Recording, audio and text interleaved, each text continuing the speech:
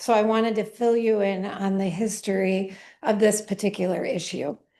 The resident of the home on Bay Drive next door to Bayview Park requested a tree trimming in the fall of 2021 because the city shrubs and trees at that time had gotten a little unruly and were causing some damage to his property.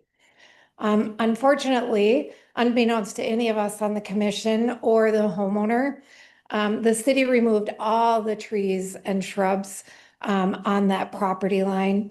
They stated that it was because there was buckthorn within the trees and the shrubs. And he was very disappointed because these trees were creating a nice barrier between his property and the park. The resident came forward to our commission meeting and he was surprised and he was actually saddened that this had occurred. He was surprised. He said, I would have never asked for the trees to be trimmed if I would have known this would happen. He said at that meeting that he requested that the shrubs and the trees be replaced. And at that time, the commission asked staff to look into a replacement. So then we go to April 19th of 2022. This commission talked about the residents' concerns at a follow-up to our original request that we had made to city staff. And city staff opened that conversation with saying that Public Works stands firm on not recommending anything go back at Bayview Park. But there was no reasonable explanation as to why nothing could be put back there. And so at the time, as the commissioner, I went out and met with Mr. Moore, who was the homeowner at that time, and tried to get a better understanding of what he was dealing with in that area. During my visit, I could clearly see that there would definitely be people that were using that yard as either a play area or a cut-through area. During our meeting, I will note that I did bring that forward as well. During that same meeting on April 19th of 2022, we talked about our concern of having our request dismissed and the length of time that this issue had been dragging on. I mean, it had been dragging on for many months at that point. The commission saw this request as a replacement. That was very important to us. It wasn't something new that was being placed there. It was a replacement because there had been something there for many, many, many, many years.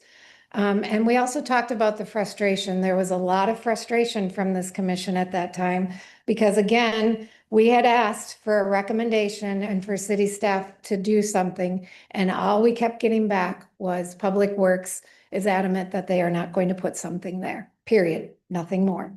On May 19th of 2022, Mr. Moore came back to see us on the commission. And at that meeting, he said, I read the April 19 meeting minutes and he was really concerned that there was no replacement. He said the trees and the shrubs worked perfectly to use his words, they worked terrifically to keep the park in the park and the land on the land, his land on the land. He wanted to know what the objection was and why Public Works refused to replant something. At that time, I told Mr. Moore that we as a commission had similar concerns and that we would be discussing it that evening and make a recommendation on that issue. Mr. Moore at that meeting said he wanted it addressed and he would like to have some input on what would go there as he was looking to regain his privacy and to keep the foot and bike traffic that was now utilizing his yard out. He also advised that he was concerned that over time this problem would become even more problematic, which it has. Because the requests of this commission repeatedly went unheard, we made a motion that evening. That motion was discussed by this commission and it was unanimously voted in favor of doing.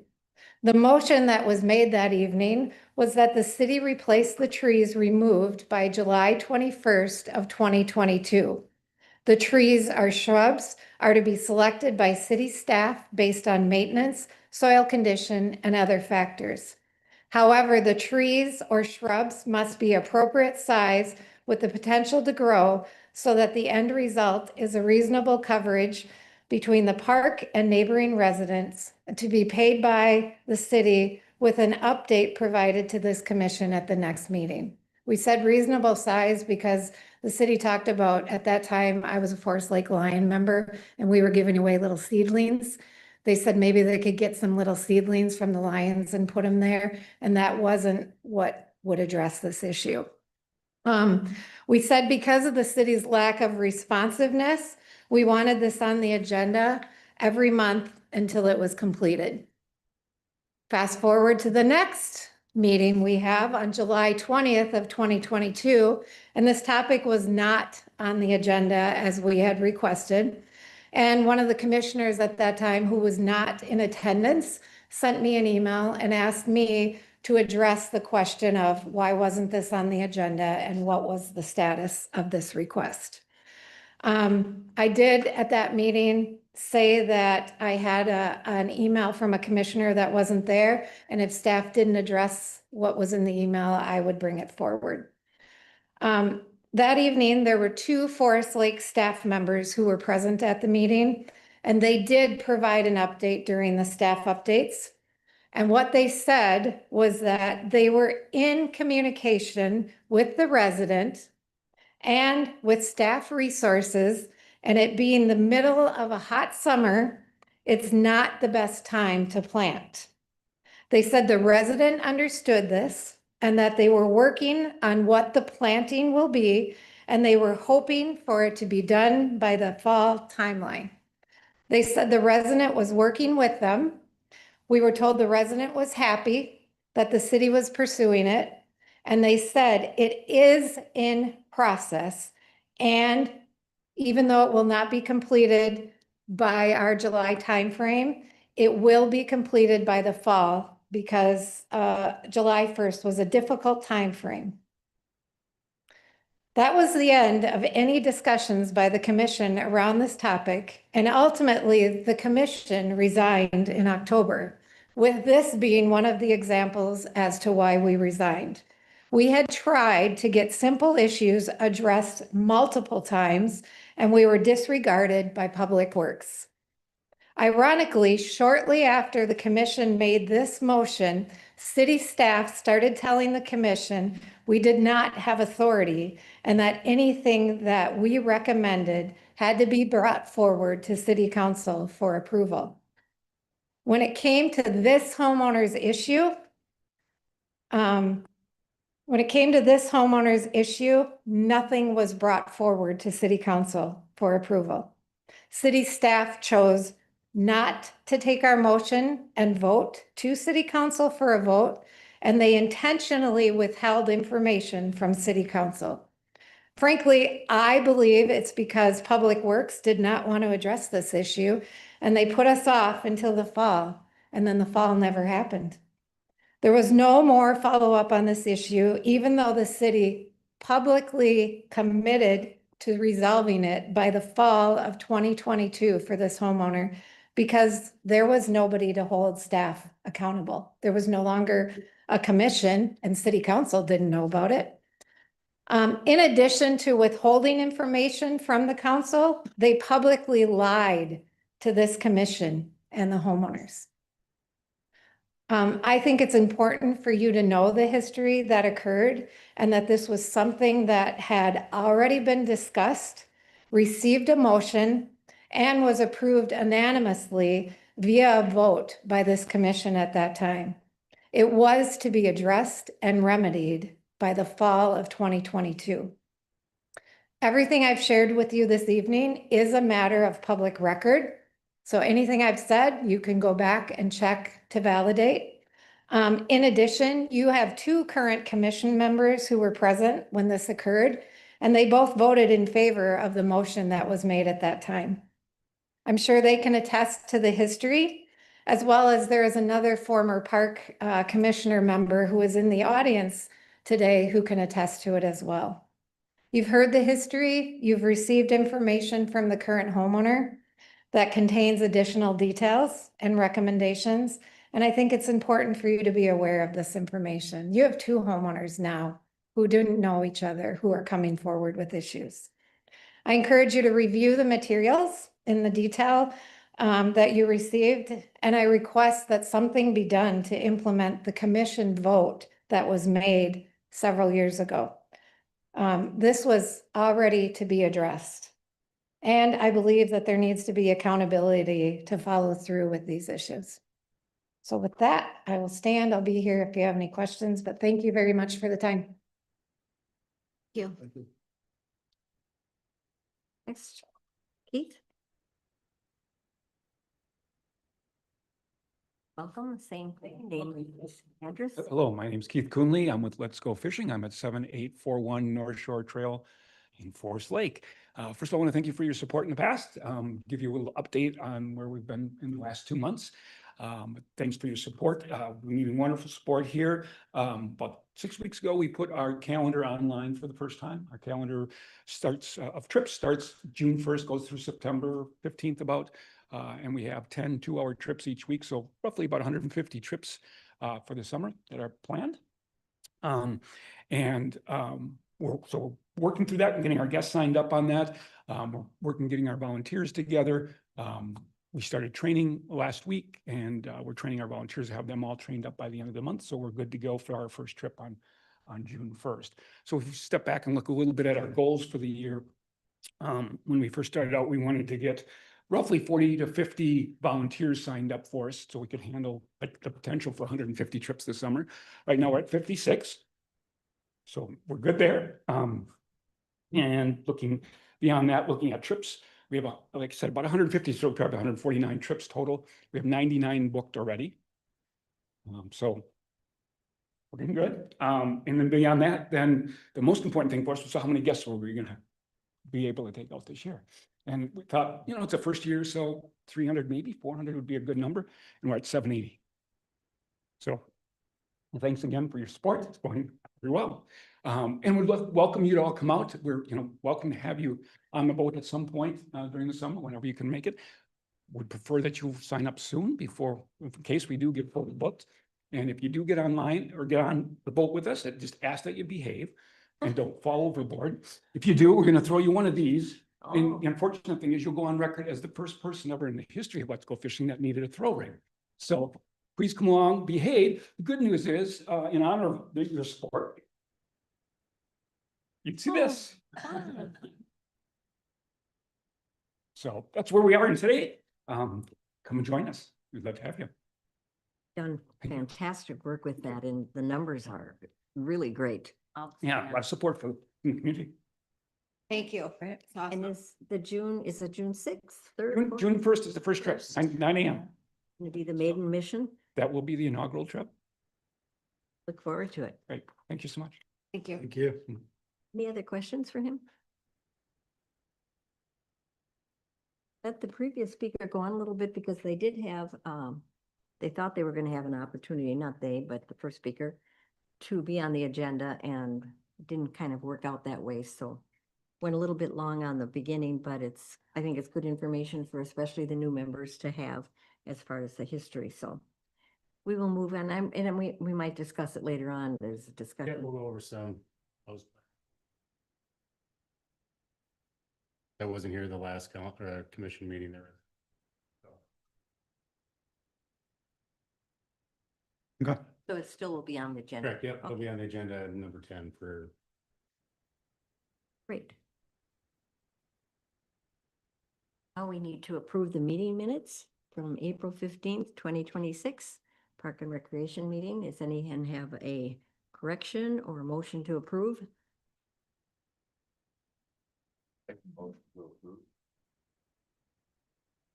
Favor?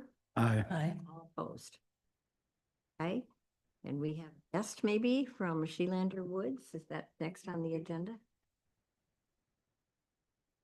Give me a second to get set up here.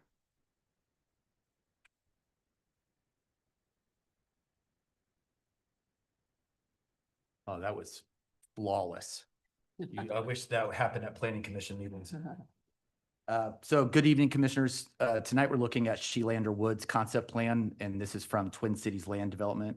This item is not a final approval, and there's no final park dedication decision being made tonight. The purpose is to have an early discussion about how this future development should address park dedication before the applicant prepares a formal preliminary plat application.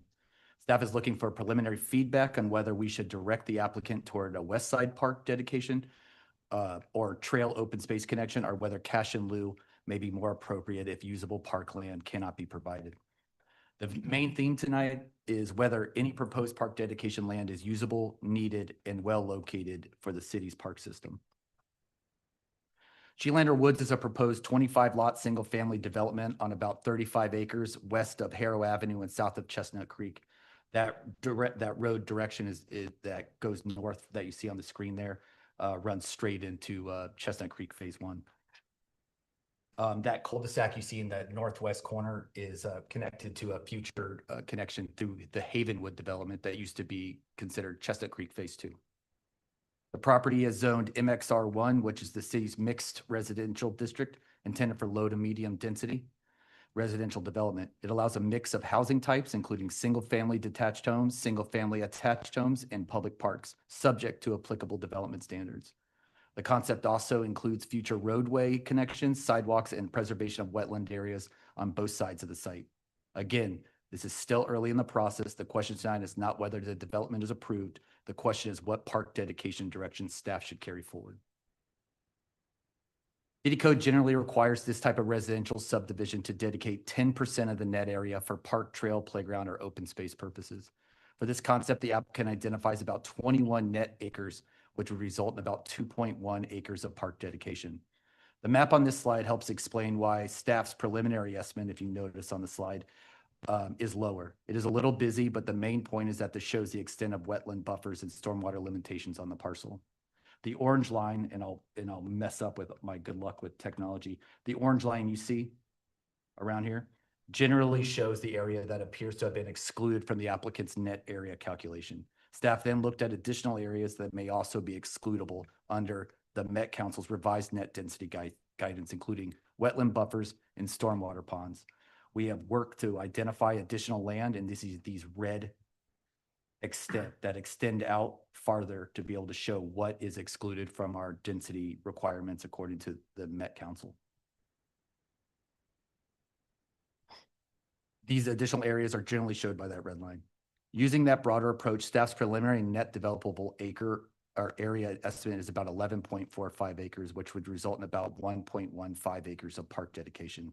This is still very conceptual. The final calculation will be determined during preliminary plat review once the applicant submits more detailed plans and staff can verify the final wetland boundaries, buffers, stormwater areas, and overall site layout. So I know there's a number of people who are relatively new to this commission, so I just wanted to have a quick run through of how the code looks at park dedication. The city's park dedication requirements are in chapter 152, sections 152.090 through 152.094 of the subdivision regulations. Under those sections, the city can require land dedication, cash in lieu of land, or a combination of both. The code also requires the city to make an individualized determination, meaning the dedication or fee needs to be connected and proportional to the need created by the subdivision.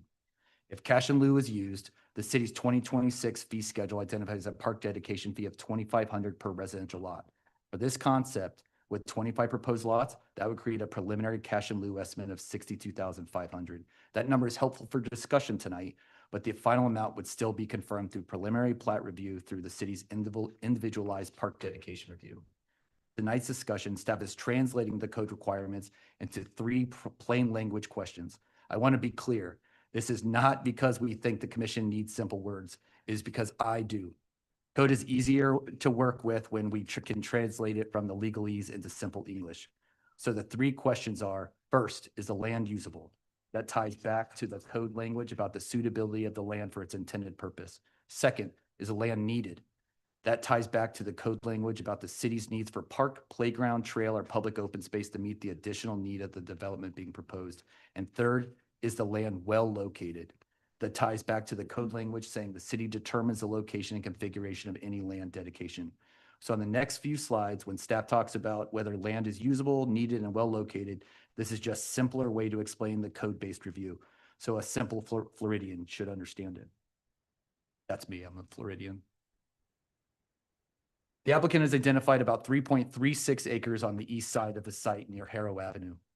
Looking at that through the same framework, staff has concerns with this location. On usability, the main concerns are the slope of the land and the possibility of some of this area being needed in the future if Harrow Avenue is ever widened. So even though the acreage looks significant, it may not all function well as usable parkland.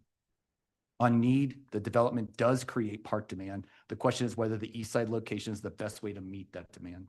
And on location, this area is separated from the Amberley Woods dedication and the larger Four Corners Park opportunity to the west. Staff is not saying the east side has no value. It may provide open space value, but staff does not see it as a preferred primary park dedication location.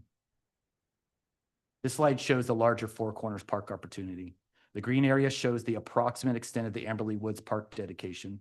The blue area shows where staff would like the applicant to explore a west side park dedication, open space area, or trail connection within Sheelander Woods. The orange areas are purely conceptual and are included for reference. They show where future dedications could help expand the park area over time if those properties developed. Using the same framework, the blue area on the west side of the Sheelander property appears stronger from a park planning standpoint. On usability, we still need more detail. Wetlands, wetland buffers, and stormwater areas may limit how much of the west can actually function as usable parkland.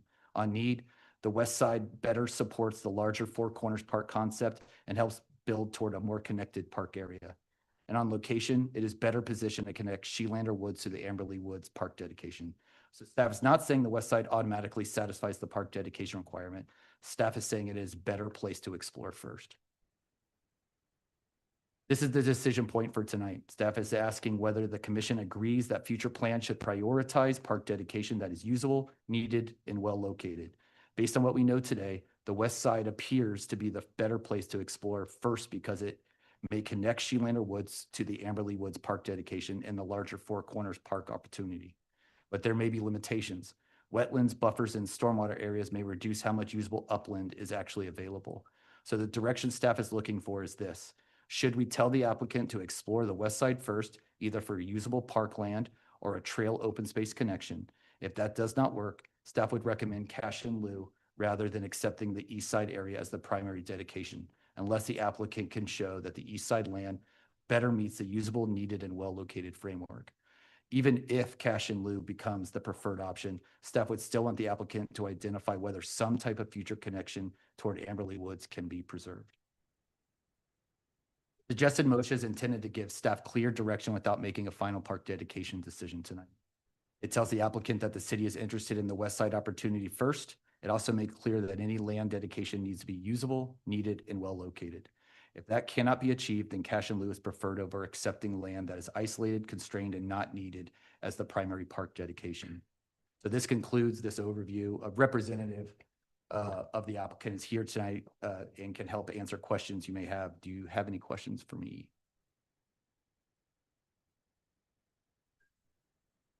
Any questions? I mean, I'm just thinking about this as a whole, living in Chestnut Creek. Knowing what all meets and what not, right? And so I agree. I think the east side wetland area.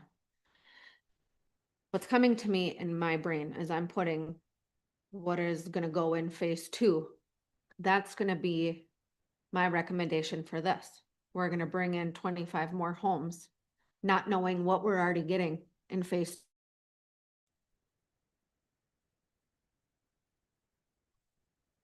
this one, and then as well as give a recommendation to put the wetland buffer on the east side, which isn't going to be usable space at all for an additional 25 homes coming in addition to 120 homes coming in. That's So- my initial thought. Yeah, and I recognize the history of Chestnut Creek Phase 2. The final plat for Havenwood now, as it's called, is now been phased. It's 61 residences in this phase 1, and per direction that came out of the city council late last year, if you recall, 3 lots have been set aside for park dedication, and the developer is working to program that park. So what the kind of the silver lining with it phasing is that as we go forward with phase two, for the rest of that Havenwood development, there will be a further park dedication as it relates to that. So, and staff's very, very preliminary view is that we should be looking at additional neighborhood park space there rather than cash and lieu to meet that demand for that much larger complex. That said, this Amberley, this Four Corners Park is designed to be more of the destination space for that development, any future development to be able to go there. Part of that Havenwood development is utilizing that Greystone connection that would be completed when it's done. So there'll be more than one way in and one way out of your neighborhood, ma'am. That Greystone connection would be a very easy connection to make to this park space, especially safer. You're not having to navigate Harrow to be able to communicate those things. So looking at this holistically, being able to have those neighborhood parks that you could just like jump over to in the neighborhood, but having the more expansive park space, however that's programmed, however that's funded going forward, is more of the final destination for this area to be able to have something that they can utilize for much larger uses than perhaps a playground and a pickleball court. Absolutely. And I just think we need to keep that in mind when we're making all of these decisions for Amberley Woods and phase two and phase three, right? It's not easy to vote on one ding when we don't have the full picture. We need all of it to be able to say, yes, we can move forward with this. If we don't have an answer and a vision, how to, that's where my discrepancy comes in as we vote on these things, but we don't have a full picture. Well, until we have a full picture to make sure that it's all going to flow, I know there's plans and specs and all the things out and about. And so again, I'm just making sure it's going to be usable space. We're going to put it somewhere that's going to make sense, knowing the plans that have been approved at the end of the year last year moving forward. And I think to that point, I can't agree with you more, especially as we're looking at the developments of this Four Corner Park, being able to have a rough understanding of what this would look like from a city perspective. So we're not making a connection between developments that would bisect the park and rob it of functionality. I absolutely agree with that. We need to be looking at this area holistically. And I know that there's a parks master plan that's in development, that's in drafting. So I hope that document, I'm not trying to give Dave additional work, but I hope that document is looking at some of this area holistically, at least pointing staff in a direction of this is what we need so that we can best plan. Because after the discussion last year, it is clear as day that there is a gap, a desert of parkland in this area that needs to be a priority, especially of the community development team, to be able to look at and make sure that we're communicating that need. And I think Sheelander Woods, the way that we're looking at holistically, and the success that we've had with Amberley Woods, especially with the same developer, is very positive that we're getting to a place that you will see the fruits of the labor that your neighborhood, communicated last year that we heard loud and clear. Thank you. Awesome. So will the park, the Four Corners Park, will that be within this 10-minute walking?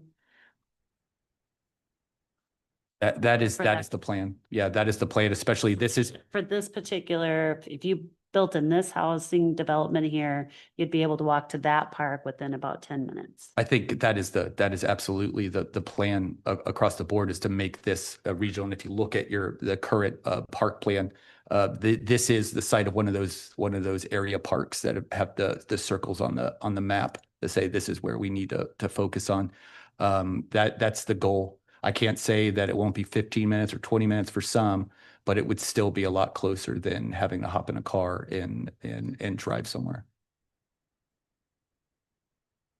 I think you probably understand the problems we've had before, and we certainly don't want those to come back and haunt us, that someone has promised something and then it doesn't show up, and then we have all this, we have to make sure that, but I'm looking at the west side. To me, makes more sense. I don't know if that's all anyone else has any ideas, but is that the recommendation you're asking us to give? You want to give GIS on the plugin? I mean, exactly. well, Want me to give you a me, better my idea master where this is and then where that Havenwood Park's going to be? says we got 14. Map. literally. An extra over what we. Yeah, I'm with you. I tried to develop all the maps. Yeah. People. So to me, if you're gonna be building. When you're looking at it all day, it makes total sense, but to see. it Oh, I gotcha. in- Yeah. Honestly. I'm just looking at our Parks Master Plan draft that we have. And we're 7 heavy on playgrounds over what we would be on a national average per capita. So I'm just wondering if Chestnut is gonna have a park, or it's slated to have 3 lots for a park. When does that go and when does that development start for? phase That 2? development, that would be one of the first, that's a requirement of the final plat approval that's going to council on Tuesday for Havenwood. Is Okay. that as a part of that development, that park would be Built. ready to go and programmed. Now, one thing I want to caveat that is that we're working closely with the developer. They have bids out for how that park will be programmed, but nothing's been finalized yet. But still, we can't say this is exactly what's going in, but they have to meet certain requirements for us to release to approve their ability to be able to start building. That's on Tuesday, you said? Tuesday, yes. Okay. Do you know by any chance, is there green space? Because we were just talking about. And if we're gonna have one in phase 2. Would that area that we already have phased, picked up for phase 2 in the park, is there green space? And not just a playground? Oh, and you're saying in the three. The New Haven one. Oh, yeah. There's not much space. It's a half an acre. Okay. Yeah, so it really is a place to kind of like go to more localized. Okay. But yeah, that's what's been offered, and that was what the condition of approval from the council with the preliminary plat. So just for reference, here, you see my pointer? Yep. Yeah, Right here is the 3 lots of where the park in Havenwood's gonna go. For those 3 lots right there. So this road will go all the way up. These roads will go to Grace to 207th. This is Amberley Woods. This is Sheelander. So you will have a park yeah, right here. And we're more trying to get this park to be trails, passive park, in this wooded area, and then down here where there's no trees to have playground, possible soccer field, baseball field, something like that. So that is kind of the point of trying to get as much of this 4 corners as possible to tie this all together, to tie walking trails even around these ponds, and then make that so you have a passive park where there's maybe disc golf or mountain biking or anything like that, but then still in that same park, there's other things like a playground. So like Steven said, a more of a destination. Come here and there's a bunch of things to do versus just a playground. So that is kind of been that vision of trying to get as much acreage out of these 4 corners by getting your park dedication out of these 4 plats to get as big of a park as possible instead of 4 little tiny parks inside the actual development. Then to your question, what Havenwood will look like, the best example is Eagle Bluff Park. That's basically 3 city lots. We sent the developers at Havenwood standards for a neighborhood park, which includes playground for a 2 to 5, 5 to 12, walking paths, landscaping. So it's basically would be something like this, a playground with a container, some walking paths, and then as much green space as possible. I believe we asked for a pavilion too, or some type of a shade structure for picnic tables. So they have that guidance, and it's basically the 3 lots, what that is in acreage, plus then the rest of the park dedication would be used to program that park. The developer would actually build that park. May take the dollars from, like Steven said, phase 2 to be able to complete it all, but they haven't come back with any design work or anything like that yet. So And promises made, promises kept, I hope. Yeah, I agree. And this is they're a developer if you remember, Chestnut Creek too, when it came, DR Horton was the developer. Since then, it's transitioned to Twin Cities land development, and this isn't an indication of any good or bad. Both of them are fantastic, but our experience with Twin Cities is they've been a wonderful partner to work with and open to a lot of flexibilities that we've thrown at them. Questions? So what you're looking for is a recommendation just as far as the west side rather than the east side? Yes, ma'am. We want to be able to provide feedback. The concept phase is simply to provide feedback to the developer to inform the preliminary plat. Our recommendation is to let's look at the west side rather than work through the east side property. Will you pull that picture back up for us again? Me? If you wouldn't mind, the one where it shows the wetland, was that on the east side or the west side where the land dedication was for the park? The east side? The current one, or you're saying that for Havenwood or Sheepland?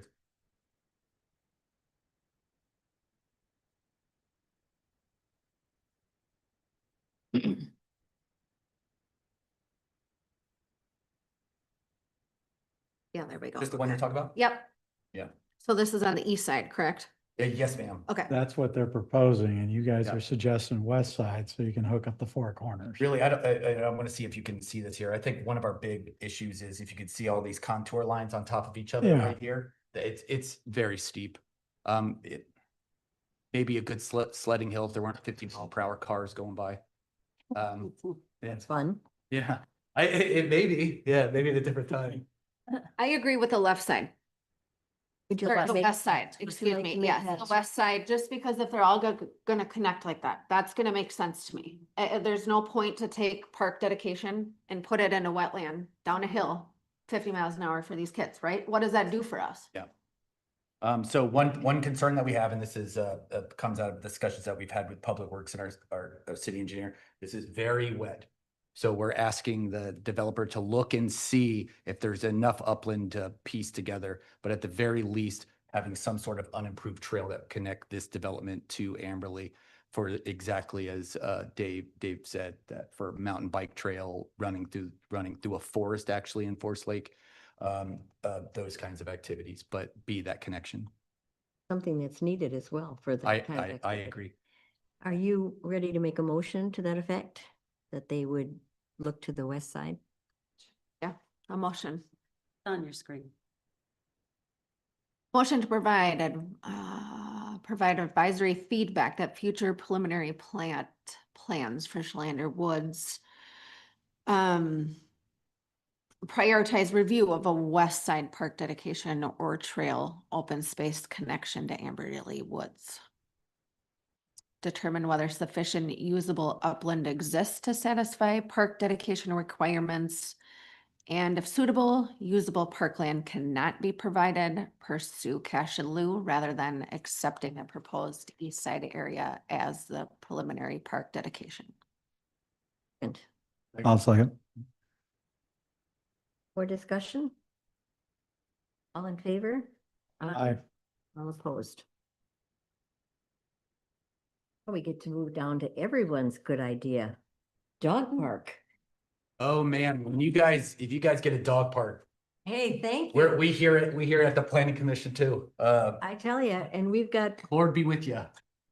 and the dogs to follow. Oh, yeah. I hear it all the time, and I'm just really pleased that we had a lot of conversation, but that again, we're seeing action, that the city has come up with 3 different plots that I'm sure Dave will probably talk about. Thank you guys very much. Thank you. You did a great job. Thank you. Like Commissioner Moorhead said, dog parks next on the agenda. The commission gave staff some direction. I believe it was in March. We sent you or gave you some possibilities where dog parks could be. Staff, or the commission had staff go and when you go and take a look at these areas and come up with some pros and cons, actually walk the sites. So myself, Kyle, and our parks foreman walked all 3 of these sites or 4 of these sites over the last month or so after the snow melted. So this is kind of a culmination of walking through and pros and cons put together. Kyle also put these pictures in a PowerPoint because he said Karen always yells at him for the pictures not being big enough. About my eye surgery later.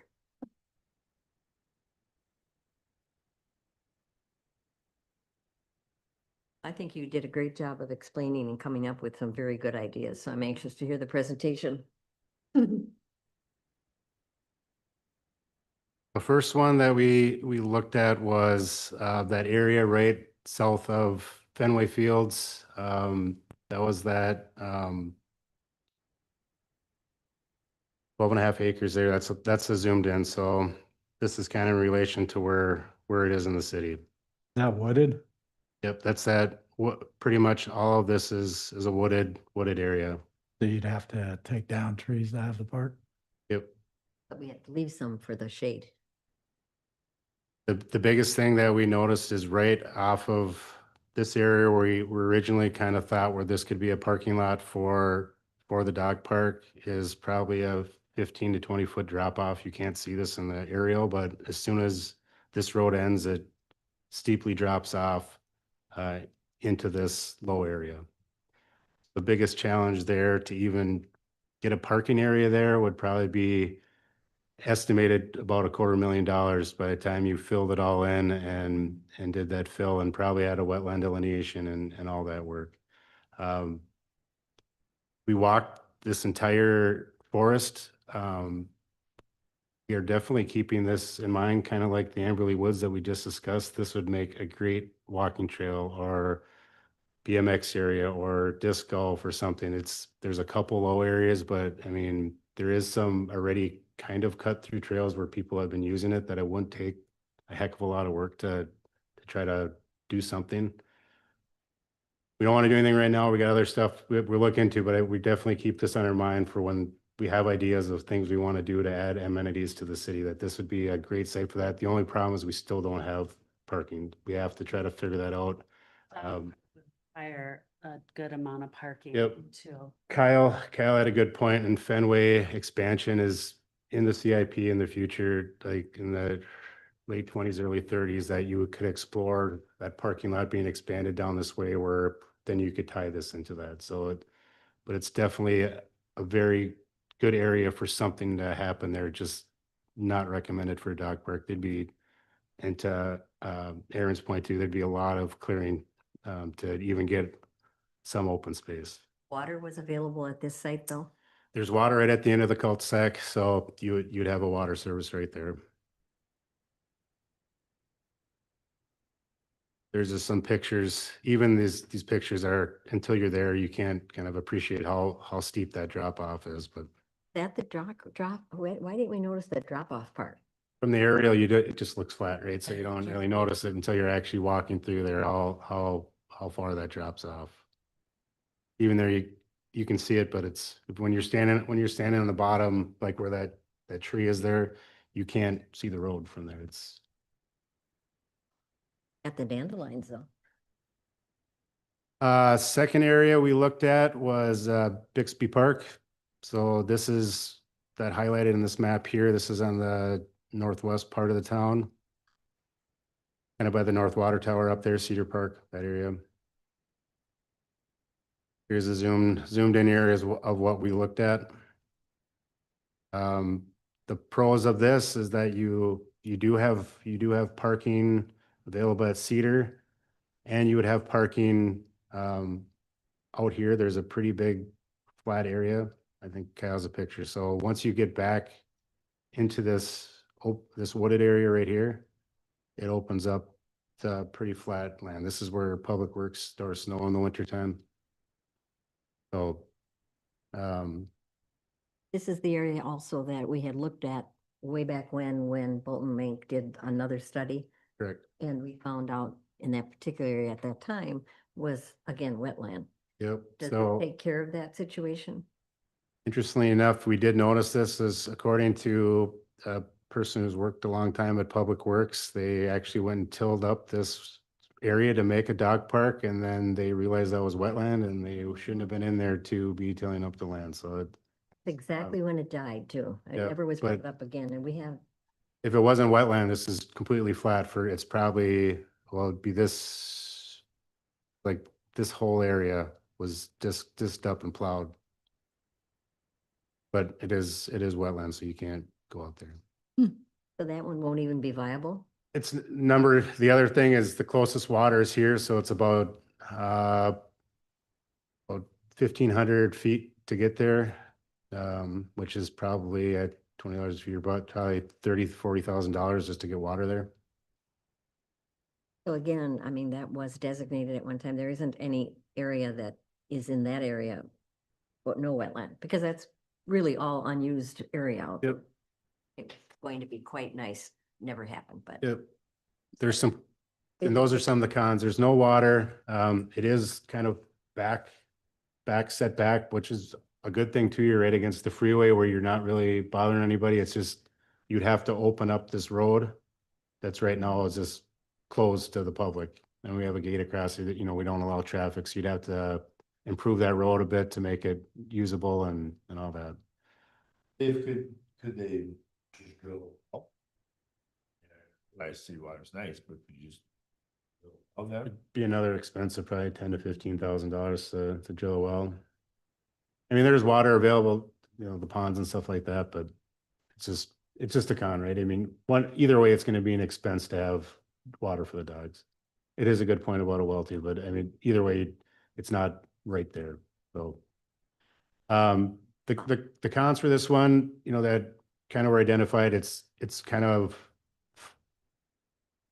far out of the middle of the city. So it's kind of far in the northwest corner. That was a con, that it's not kind of more centralized to where the city is now and where future expansion's kind of happening. So that was a con, but it was brought up that there are areas here around the water tower that are smaller areas that could be a good idea for an additional dog park in the future, where you added a smaller one, like maybe a half-acre park that you could have next to Cedar Park, where, a little more of a miniature dog park. I don't think this would be the one where you want the bigger one, but if you were to expand additional to have something up in this part of town, there is, areas right up in here next to the dog park or next to the water tower that are some open flood area that you could fence off. Great to look ahead, but we haven't even got one yet. Yep, and So. Yep, no, just one of those we're I keeping know. the back of our mind. So if it, in the future, but I think staff would recommend this isn't probably the best spot for it right now. Third one we looked at was Southview Park. That is highlighted right there. That's right by like the McCullough storage. If you drive down 61, that's kind of right behind that in the Southview neighborhood.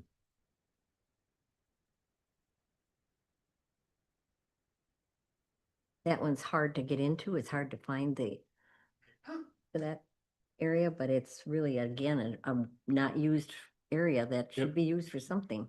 Yeah. So we walked this area all even through here. There's a bunch of already pre-made trails that either residents or somebody are maintaining. There's walking trails that come through here, a bridge, and then a bunch of loopbacks and trails through here. And then this is one big wide green space where there used to be a playground. Probably remember it was taken down in right when I first started. I think it was just dilapidated and was removed. Played on it. Yep. So there's an area here that could be used for possible parking, which is in this area. There's also identified areas, if you came through this road, you could have a parking lot here as well. How about water? Yep. So this is a picture of that open space. It's pretty nice. The only drawback is there is no shade currently there. That would be part of maybe some of the expenses is planting some trees or actually getting a spade and putting bigger sized trees in there, so you didn't end up with a 2-footer that would take 40 years to get some shade there, that you'd spend a little more money on bigger, more. Sure. Yeah. Thank you. Maybe we can How get much money by management combining should- the other trees we need for the park. Shelter. for the park. Yep. I think that it'd be either way you'd like to do it. It'd just be an expense to get some type of shade here. If you were to put it here and fence this area, you'd have to definitely provide some type of, there is no natural shade that you'd have to put something there. The flight path to the airport. Correct, yep. Here's a picture of some of those trails through there. The The cons on this, go back to here. This is the entrance right now. Or over here, if you're gonna have a parking lot, you'd be driving in between two current houses, which would be kind of difficult. I know, say if this were to be selected as the preferred and you had an open house, I definitely would guarantee you to hear pushback or some concerns from those two residents. There is parking here on street, or you could have like a bump out of on the road that you could have parking, but then you would have to have them walk all the way through there to get to that dog park. That is kind of one of the drawbacks of just where would you park? And if you did park down here on the south side, you'd have to have them come between those two houses. So that was a major con there. Too. Fence and this whole area. I mean, the open space is nice for a dog park, but so are all those trails. Like Yep. that's really, so it would all be fenced, but then that would be the open area would be down. Yep, so that it would be thought of as that this would be the actual fenced off, and it would probably be fenced in three different separate areas where you'd have small dog, big dog, and then a quiet area where the grass can grow back. So you just every month you'd rotate so you don't just completely kill the grass. And then this would just stay open. It'd be where you could walk your dogs through there. I mean, I don't think you could fence that whole entire thing off. That'd be quite So expensive, but the dogs would have to be on leashes and the rest of the park. correct, yeah. Okay. So it'd be a fenced in the grassed area, and then this would be it on leash walking through the rest of the park. I think that is there is water available just out of the picture here, that you could get a water service over there. I think this is a great site, just the drawback of the parking and that opportunity to get in there would be going between two houses, and it'd be just, if I lived there, it'd be kind of just, especially if it's a popular park, there'd be cars coming in all day long. Any other way that we can make an entrance to that? I was gonna Yep. say, could we talk to McCullough's and somehow figure out how to connect to one of these parking lots, like down here at the bottom, if you come in, I know they have fences and stuff, but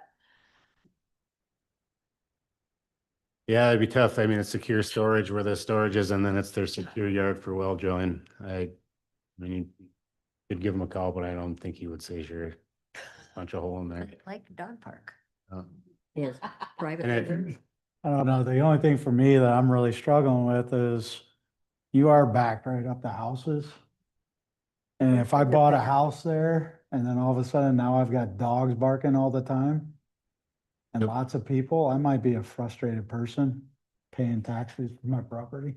Yep. Those No, houses- that's definitely a concern. And we were out there too, and now with the leaves growing, you can't see any of the houses, which I mean, it's Way back. screened outward, but the dogs, yes, the barking part. And like I said, if it was select, you definitely have an open house and you'd Can you, hear all can the you, feedback, but can you come in through the north end? I can't tell if that's wetland there. you can come in, but there's a creek that runs, you can see it start right here. And then it runs right through here. There's a bridge, a walking bridge right in this area. And this is all lowland, so you really couldn't build a road through there. I'm talking about like off 61, that's 61, right? Yeah. But off 61, that Here? corner, could you come in through there off 61 and put a No. parking lot right there? This is all one big wetland. All wetland. And then a stone pipe coming right out of here to drain this whole wetland. Go back to the dogs barking. In the research that I've been doing, you don't have a lot of barking dogs. It's amazing, but they're just running around and they're not angry at anybody. They're not barking at anything. Just what I heard from people that live by. That is true. But the houses are way back there. I'm worried because we're getting down to. So, Yep. So, go back to the picture, the aerial that showed McCullough. yep,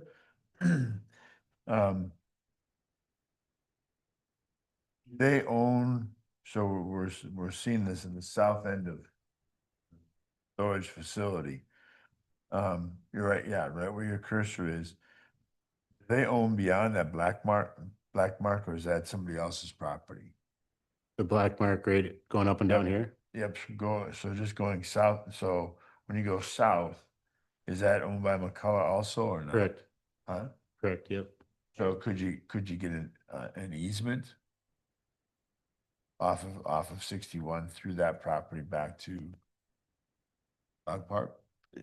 Yeah, you'd have to try to build a road through the ditch and get some kind of an entrance and somehow move all their fence lines and Oh, back- that's not open, I guess I was just wondering if that was open ground to the south of that black line. right here. Yeah. This so- is all, it's 61 ditch, so it's usually standing water in there. I mean, that's standing water in there right Oh. now. What's to the east? Like towards that corner where you would come in through the neighborhood, but from the south side? Cause I see This is, bullocks, but what's that? Yeah, right where you're pointing. this is Shadow Creek Estates, so that's those townhomes. They're the new ones, Lennar, right? Yeah.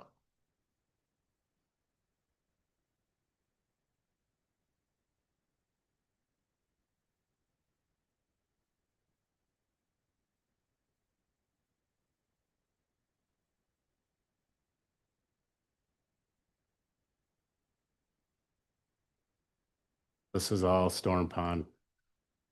Put in part of the stormwater requirements, so you couldn't, there's a trail that's gonna be constructed, that's gonna come across right here, you can kind of see that. A walking trail that will come behind and connect with 202 trail, but no way to drive vehicles through there.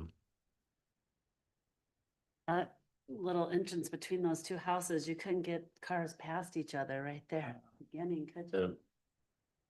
I mean. It's 30 feet, so you would be able to, but it's, I mean, I don't think, road right to the property lines. Not a lot of traffic coming and going all the time. Fourth option is Karen's favorite. And the commission, so I don't even know why we're going there. This commission, we've got to start listening to each other. Nobody liked this site. Yes, agreed. Yep. So here it is. Say you. It's on the list because it was still on the list, the public work site. We went through all the pros and cons list before. The bigger con right now is the question mark of when public works would get built, you know, so it could be, it's definitely would not be a dog park in 2027, 2028 or beyond. So That one's it has all the other things you would need, water, parking, you know, trees, open space, all that, but it's just, That can be our If it- future the- one if we're gonna have two. if the goal is to have a dog park in 27, this would not be one you'd want to select. Go back to the first one again.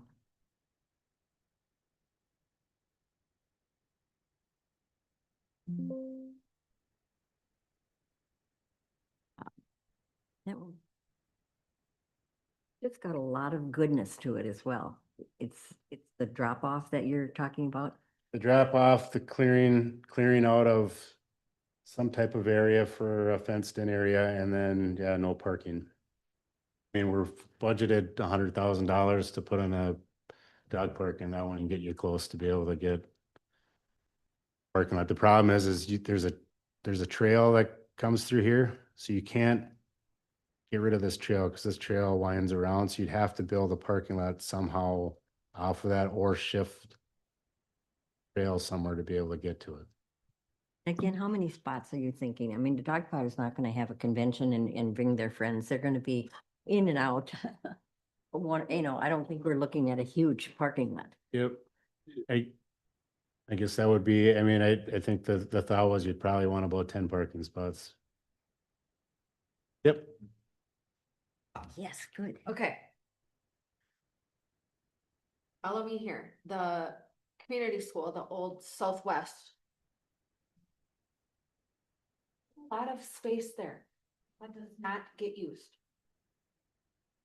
I hope. School property though. Yeah. And it's gonna be disc golf and a lot of stuff for out. Our kids can't even play football there without breaking an ankle. A lot of work to do, but there's a lot of.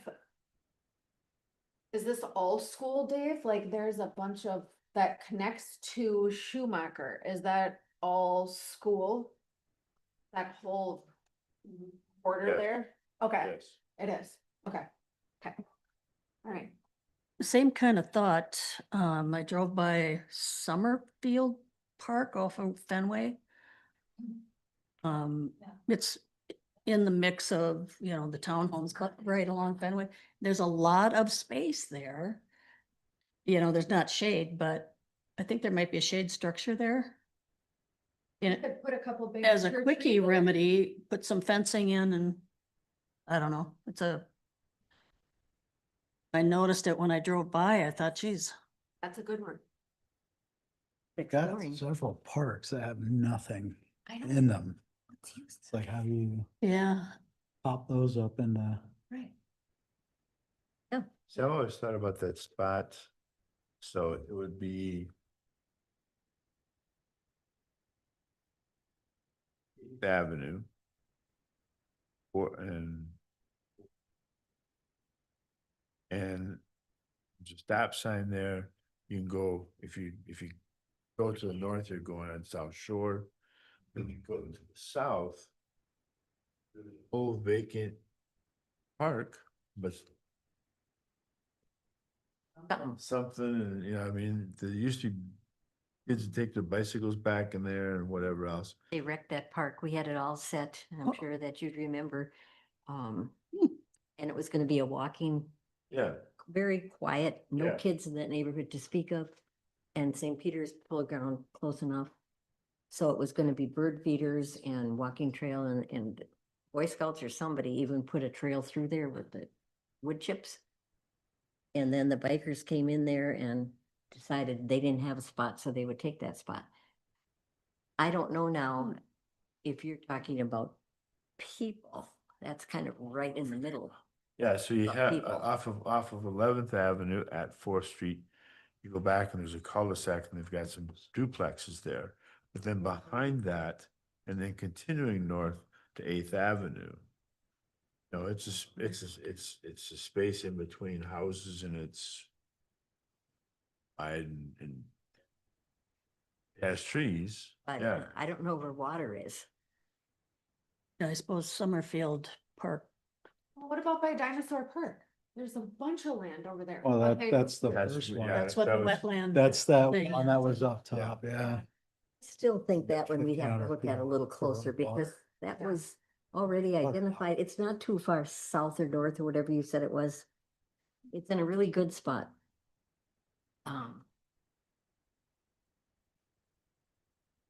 Can you tie into can you tie into that water tower by Cedar Park? Cause you said 1,500 feet. How hard is it to Just put a stick it in trench there. in and tie into it? Bixby Park. I don't know what I don't know, but I mean, you got water tower right there. Screw it, flaccid in. No, You're you good. tie in, yeah, you tie into the water main and just bore a service over there. I mean, is that 1,500 feet from that water tower? And that's what you were saying would be the water run? Yep. So And there's parking by the dinosaur park in that first area where nobody Yes. never parks. I mean, there's just a wide open. Going Had back, water in the parking lot, near the parking lot. this is the closest water. Doesn't have to be the full acreage that.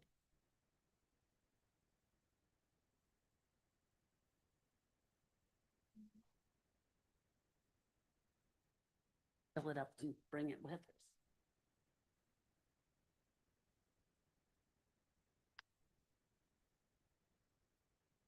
I mean, Karen's point, I mean, this was identified as dog park a long time ago.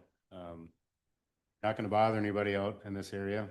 Well, I mean, when you look at all of the options that you presented to us, that's the one that's not going near people's houses, not running a road between two houses that didn't have people driving through all the time. Just, I'm thinking And truthfully, pushback from community with putting that in there. That's the best spot right there. if you think about Battle Creek Dog Park over in St. Paul. I mean, having a little wetland, if you're gonna bring a dog to the water park, or the dog park, excuse me. And the water, it might be nice to have some of the wetland on 110-degree days.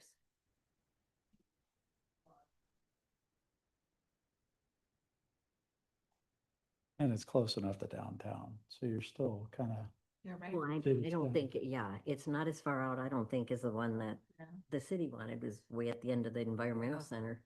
Doesn't even seem like it's in Forest Lake. But, you know, I think just my opinion, I think we should pursue this again because I really like Fenway better, but if it's not gonna be, I have to go and look at the drop-off thing. My first choice now would be this one. yeah. It's gonna cost something no matter where we put it, so we gotta get the cost out of our mind. To some extent.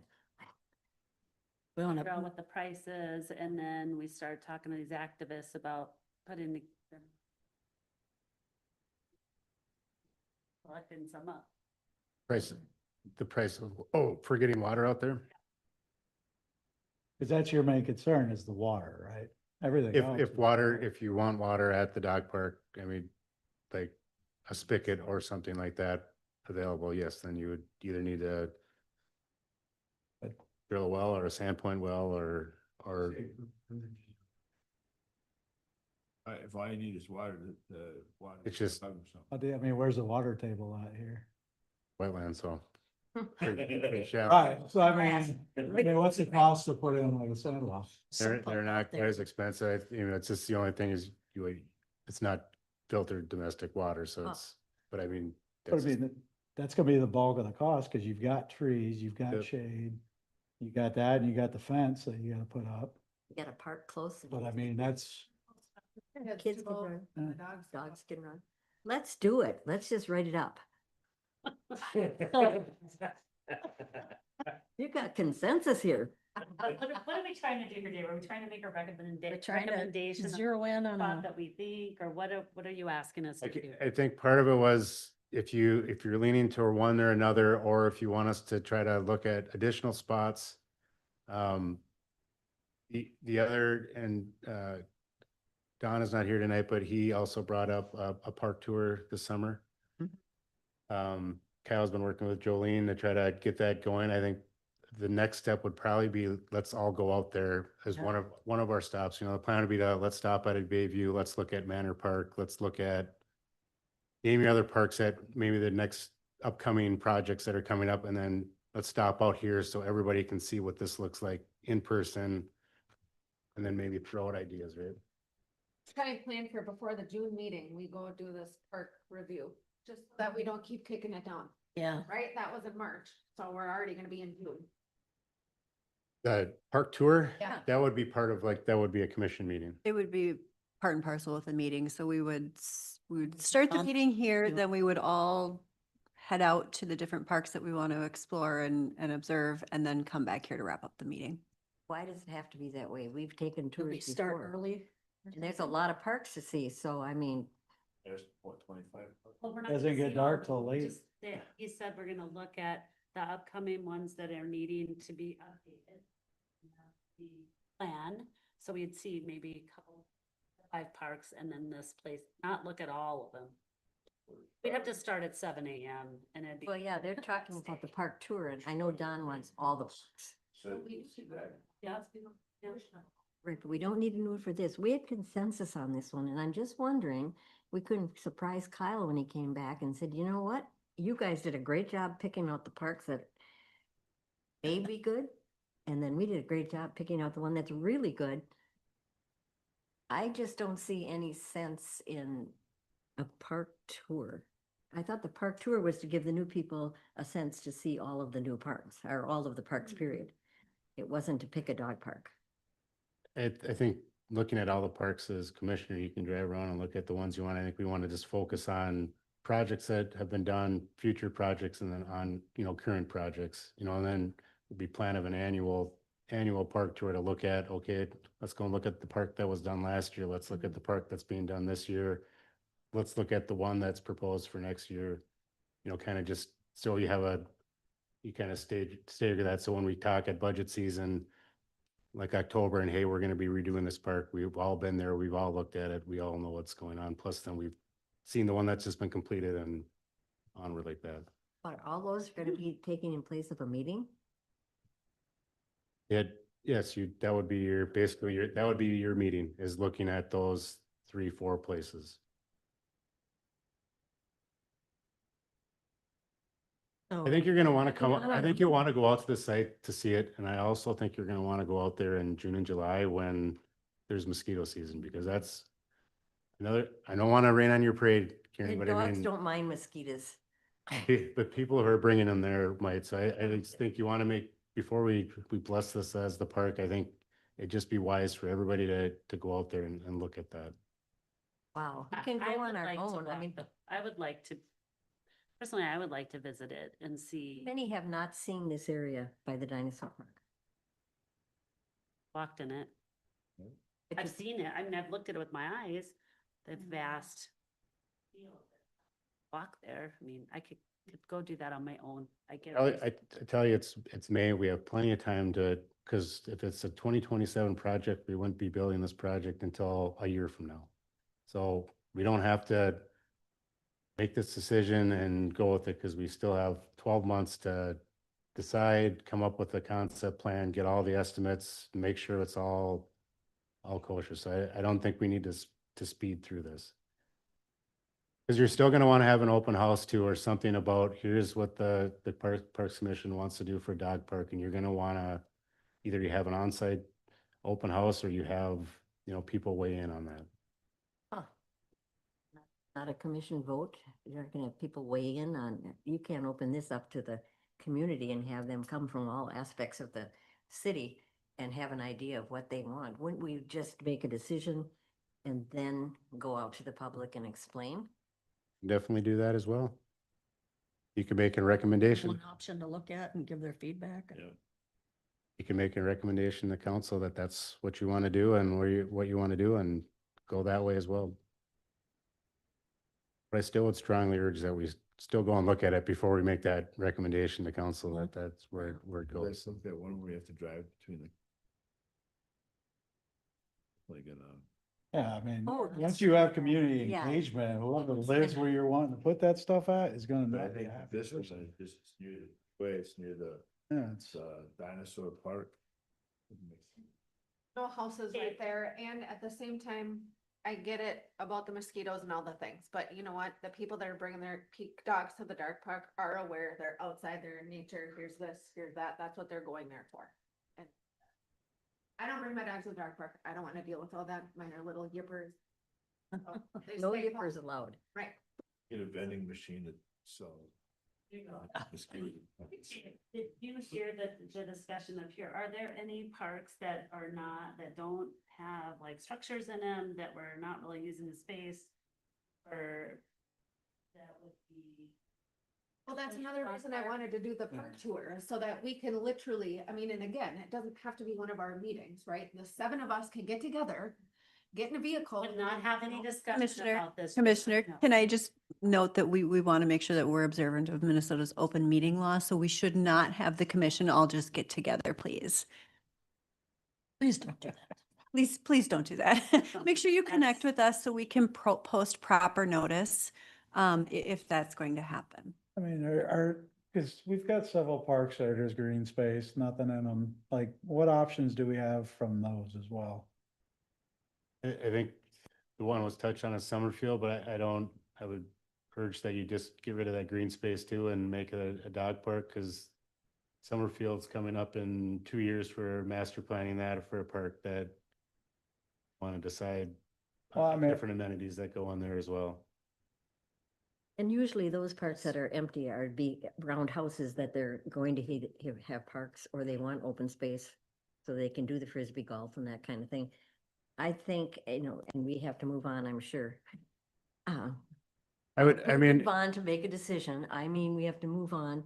And I think individually, we can all go over there and look at this area and come up with an idea. And even by the June meeting, then as a group, individually, we say, I was out there and I liked it, I hated it. I liked it and I thought of July and I still liked it. And, but I think you have a spot that was made for it before. Everybody liked it then. You've got a group here that we all pretty much agree that we got a good spot. Doesn't have to be made tonight that it's the spot, but my goodness, I just don't like to have a spot so popular and so useful that we just say we have lots of months yet. Yep, so I guess the recommendation or what we'd be looking for is probably eliminating the other 3 sites that you're geared towards the Bixby area. And then is the plan that commissioners on their own will go and look at this area, and then staff to start preparing some type of a concept or cost for how that open area would look?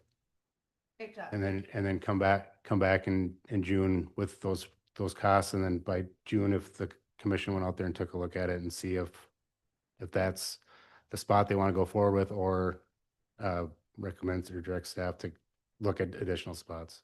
So basically just hold on that spot and come up with some concepts and costs while the commission takes a look at it between now and the next meeting. Looks That good. sound right? Mm-hmm. Everybody's shaking their head. Looks good. I heard you, so we're good on that one. You said yes to what I said. Don't need a second though. Next, we have parkland dedication. Again, Dave Adams. Yep, so the Parks Master Plan, as we're updating that, in that master plan, it says that the city of Forest Lake's looking at about 9.9 acres per 1,000 residents. As we're going through the master plan, that recommendation is for cities, you know, between 10,000 and 20,000 people. The Forest Lake is starting to get that in-between spot where we're over 20, and so more in the 20 to 50,000 bracket. Inside that, that recommendation falls between 11.2 and 12.9 acres per 1,000 people. So what we're looking for, and in the meantime, in the master plan, Bolton and Mink is also doing a study on what we charge for park dedication. Right now, it's either $2,500 per unit or fair market value of what that acreage would be.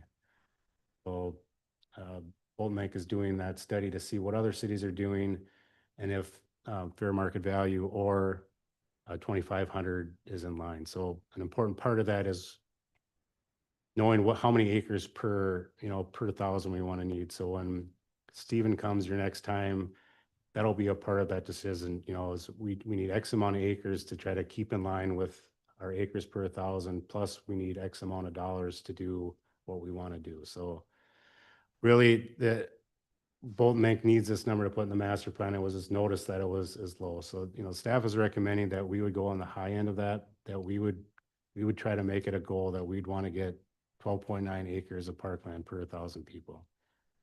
If there's, any opinions from, comments from the commission to lower that or have a lower number, I mean, that is great. But we're just looking for a recommendation to bring back to Josh and Bolton Mink to put that in the master plan and pick that number to put in there. Any questions on that? 12 acres per 1,000? 12.9. 12.9 acres per 1,000 residents. Right now it's 9.9, so that's. I like it because I Sense think to go on the higher more, end. we live up here to be in the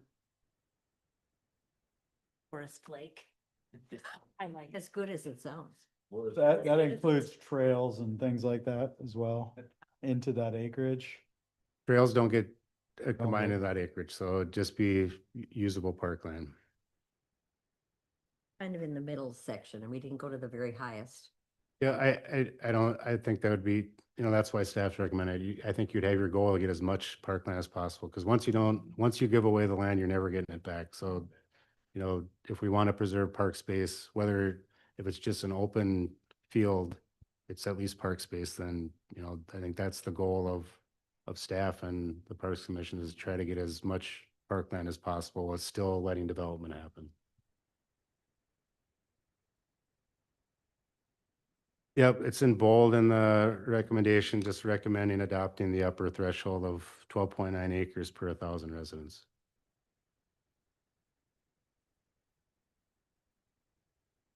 Staff recommends adopting the upper threshold of 12.9 residents.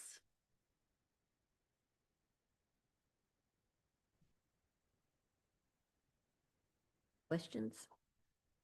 All in favor? Aye. Okay. This number will then be included in the Parks Master Plan that's planned to come back in July for recommendation for adoption. So that number will be updated in there in that master plan. Castlewood fence. Castlewood fence. So I think it was the beginning of this year or at the end of last year, the disrepair of that fence, that split rail fence. I think there's pictures in here as well. Right.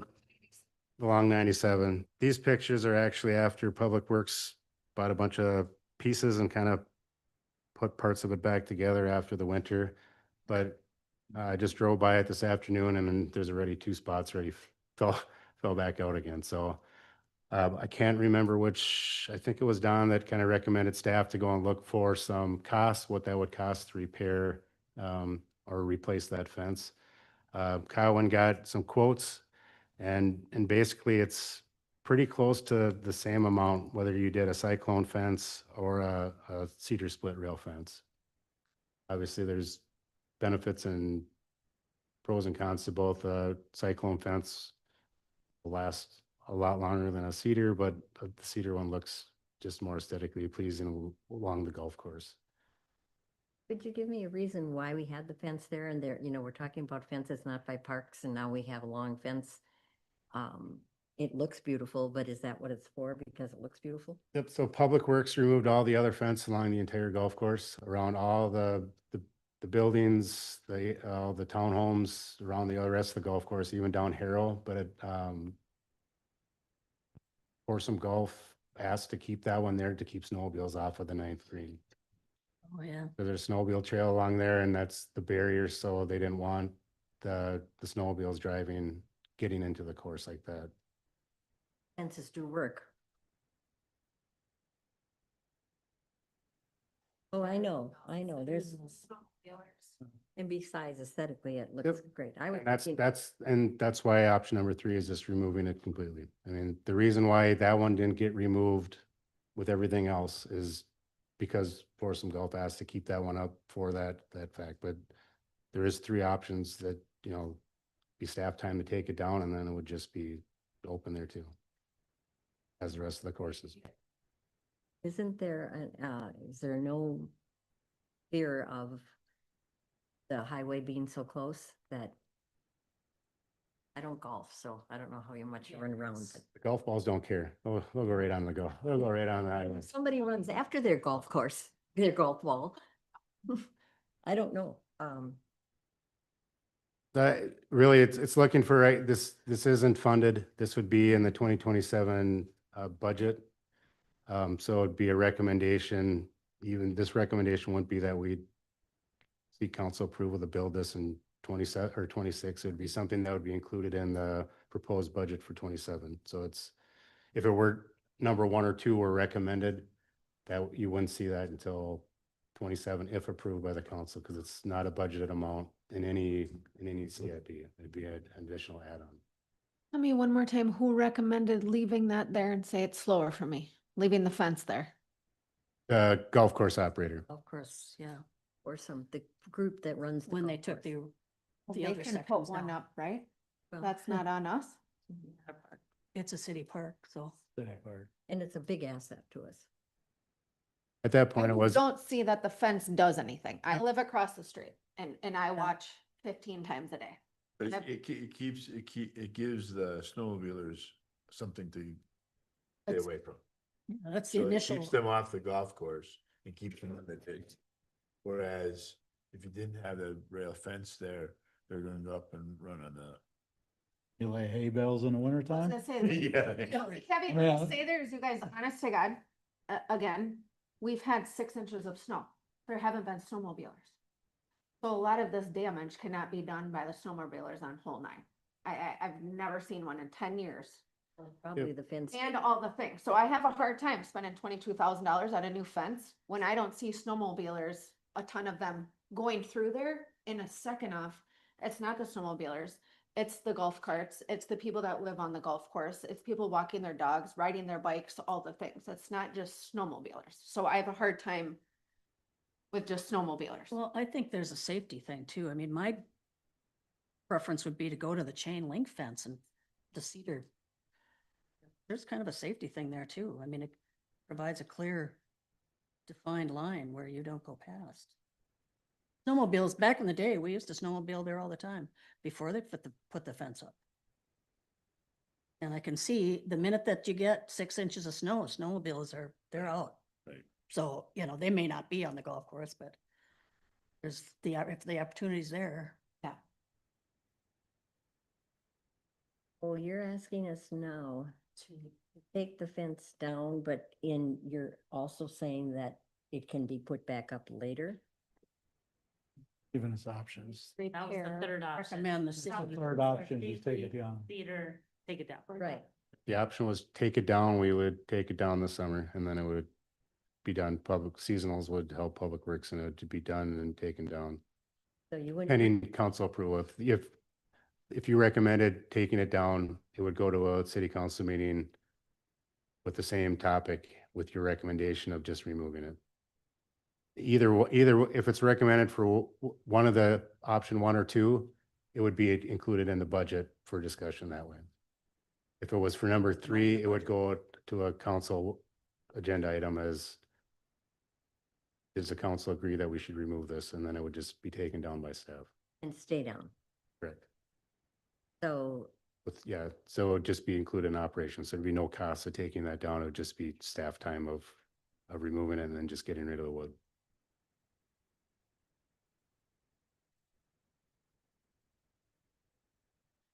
Fence there. Yeah. Yes, like we we'll said, see. we wanted Yeah. the fence to stay up at Belts and it came down.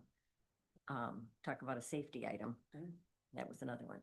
So personally, it's such an asset that we have. I think aesthetically, it looks really nice to have it there. But a lot of money to put up a fence.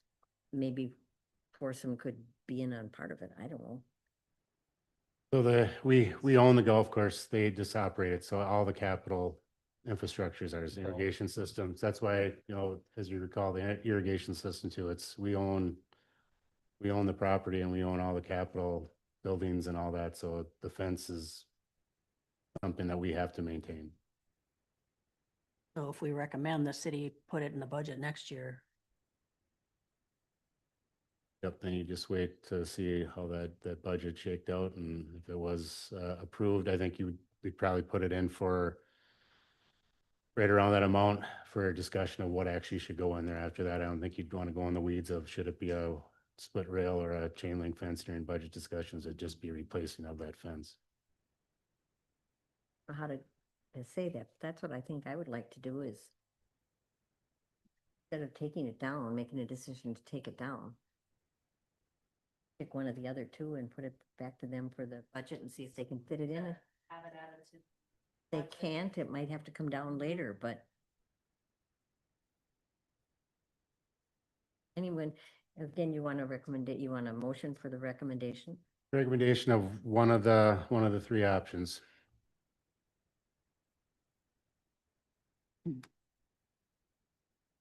Well, last time we spent a lot of money on the golf course, it was social media craziness well, from COVID. and the fence is kind of a Oh. different. Because of that new dumb building. That's the thing. I mean, I'd be more with you to replace and enhance and all the things.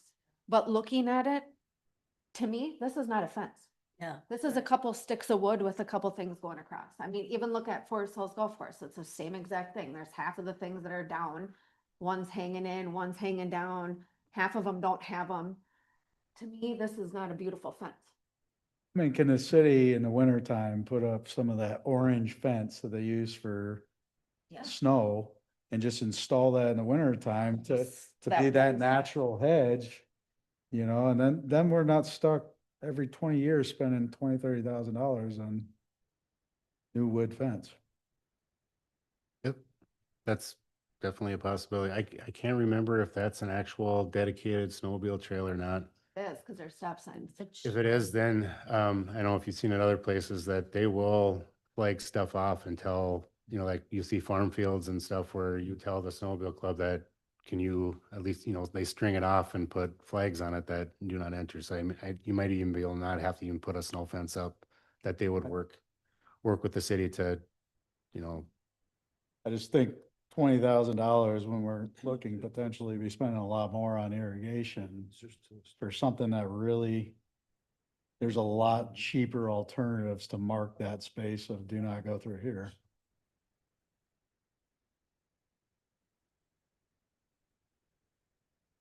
half of a Half a green. Well, we had a lot of discussion. Anyone ready to make a motion for one of them? I think we take it down and look for alternatives. Is that a motion? That's what I'm thinking. Well, You know. Is everybody else the same? I was gonna say, yeah, Yeah. make your motion based on that, taking the fence down and putting up a snow fence or talking to the snowmobile club, maybe they'd come out and flag it or something. You know, the other thing I kind of wonder about is, you know, those people in golf carts, they can get kind of rowdy sometimes. We don't want them going up the ditch and, uh, I don't know. I get nervous. There's people that Yeah. have their dogs attached to those golf carts. I Oh. mean, sometimes you guys should see the things I see. Makes me, If they don't have a dog, park, they have to run around that. golf course. Mulberry Street. I think we should get a motion here and see where it goes. I think we should, Some will go for it and some will go against it, but let's see how it goes. we could make a motion to put the money in the budget and then if we don't spend it, spend it. Party. You know, at least we'd get the money in the budget and then the decision can be made. Your motion? Would that fit to 1, 2, or 3? Making a motion to recommend dollars be included to put in us new fence in the 2027 budget, yep. No specific offense yet. Their motion? That's Your motion. I make a motion. There's a second. That's somewhere. Get the motion what it was? Okay. A motion to put installing a new fence at Castlewood Golf Course in 2027 budget. Put it in the budget for 2027. Budget, yeah. All in favor? Aye. All opposed? Aye. Right here. Yeah. Uh-oh. Gosh. It's 4 to 3. No, you're a no. Three to three. Three. The motion would fail then. Yeah. Would anyone like Oh. to make a second motion?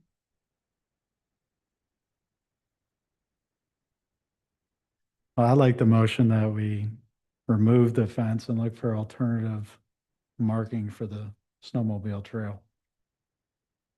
Second. hey, And then whatever that alternative is what you'd have to request for budget, right? Questions or discussion? All So in, Dave, I don't know, like if you put up like that orange fence.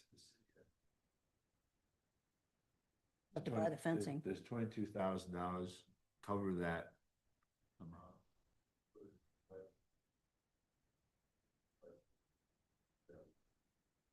That's The taken, orange fence would be significantly less than that. I think we probably have 5,000 feet of it in a shed right now. So I don't think it would even cost that if we had to go that route. I think we would first talk to the snowmobile club to see if they would do that. But if worst case scenario, that I don't think that would be a budgeted cost. It would be what we already have for material.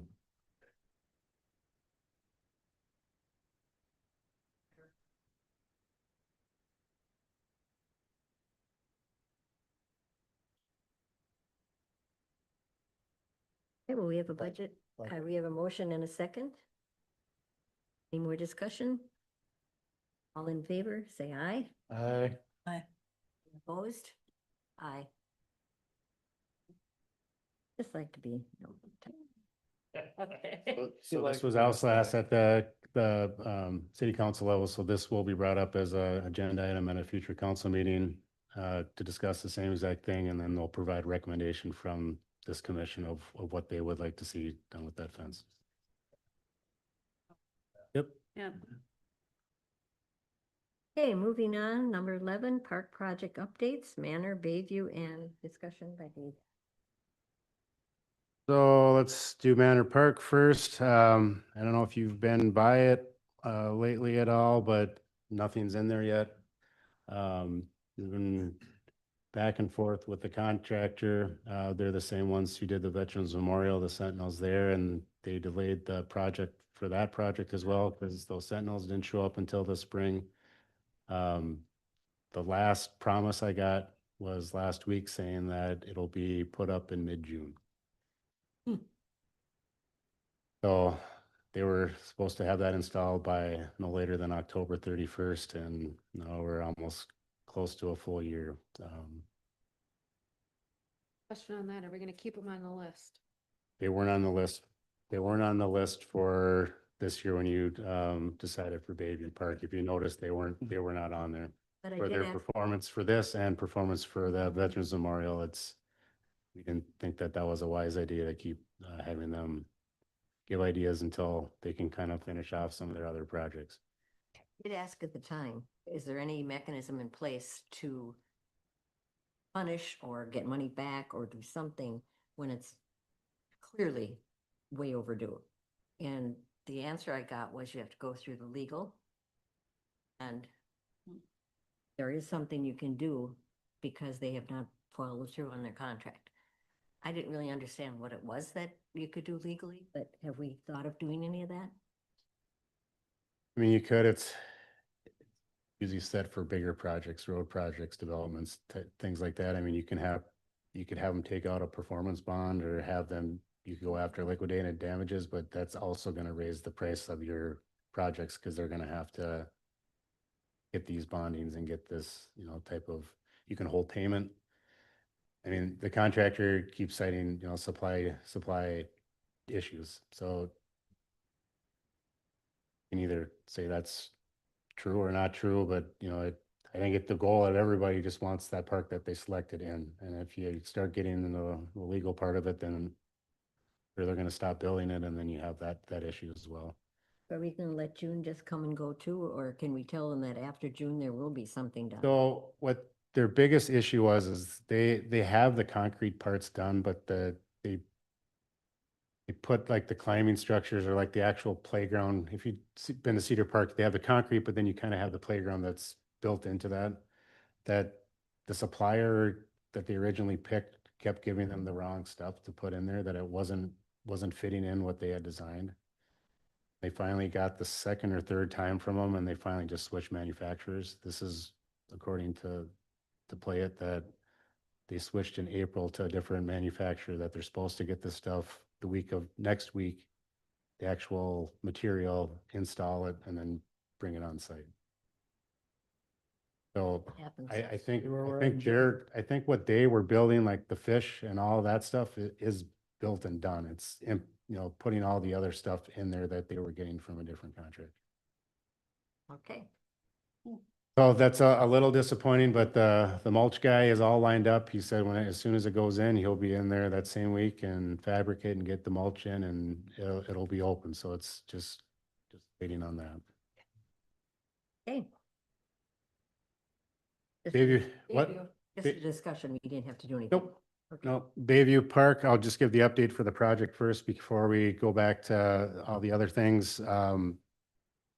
So you approved the Northland Rec. I wasn't here the last time, so we have that signed with Northland Rec. They're ordering the playground, so that's in motion. We signed the contract with the rubber mulch and the perimeter. I heard questions about that, about the cost, and then bringing that in. It's 10 feet or $10 per square foot for rubber mulch, and it's right around $25 a square foot for pour in place. So you're talking 2.5 times.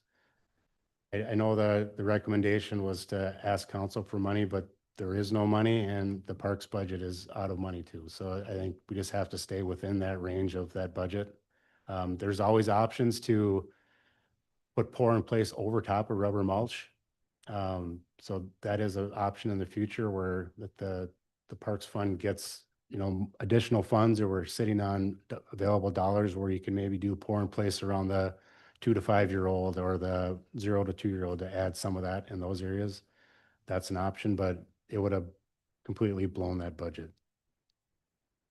We're trying to stay within that money that we're being allotted by the budget every year to keep doing these projects, and we don't want to start buying down next year's project after we kind of approved a project another time. So, We picked the kind of the middle of the range.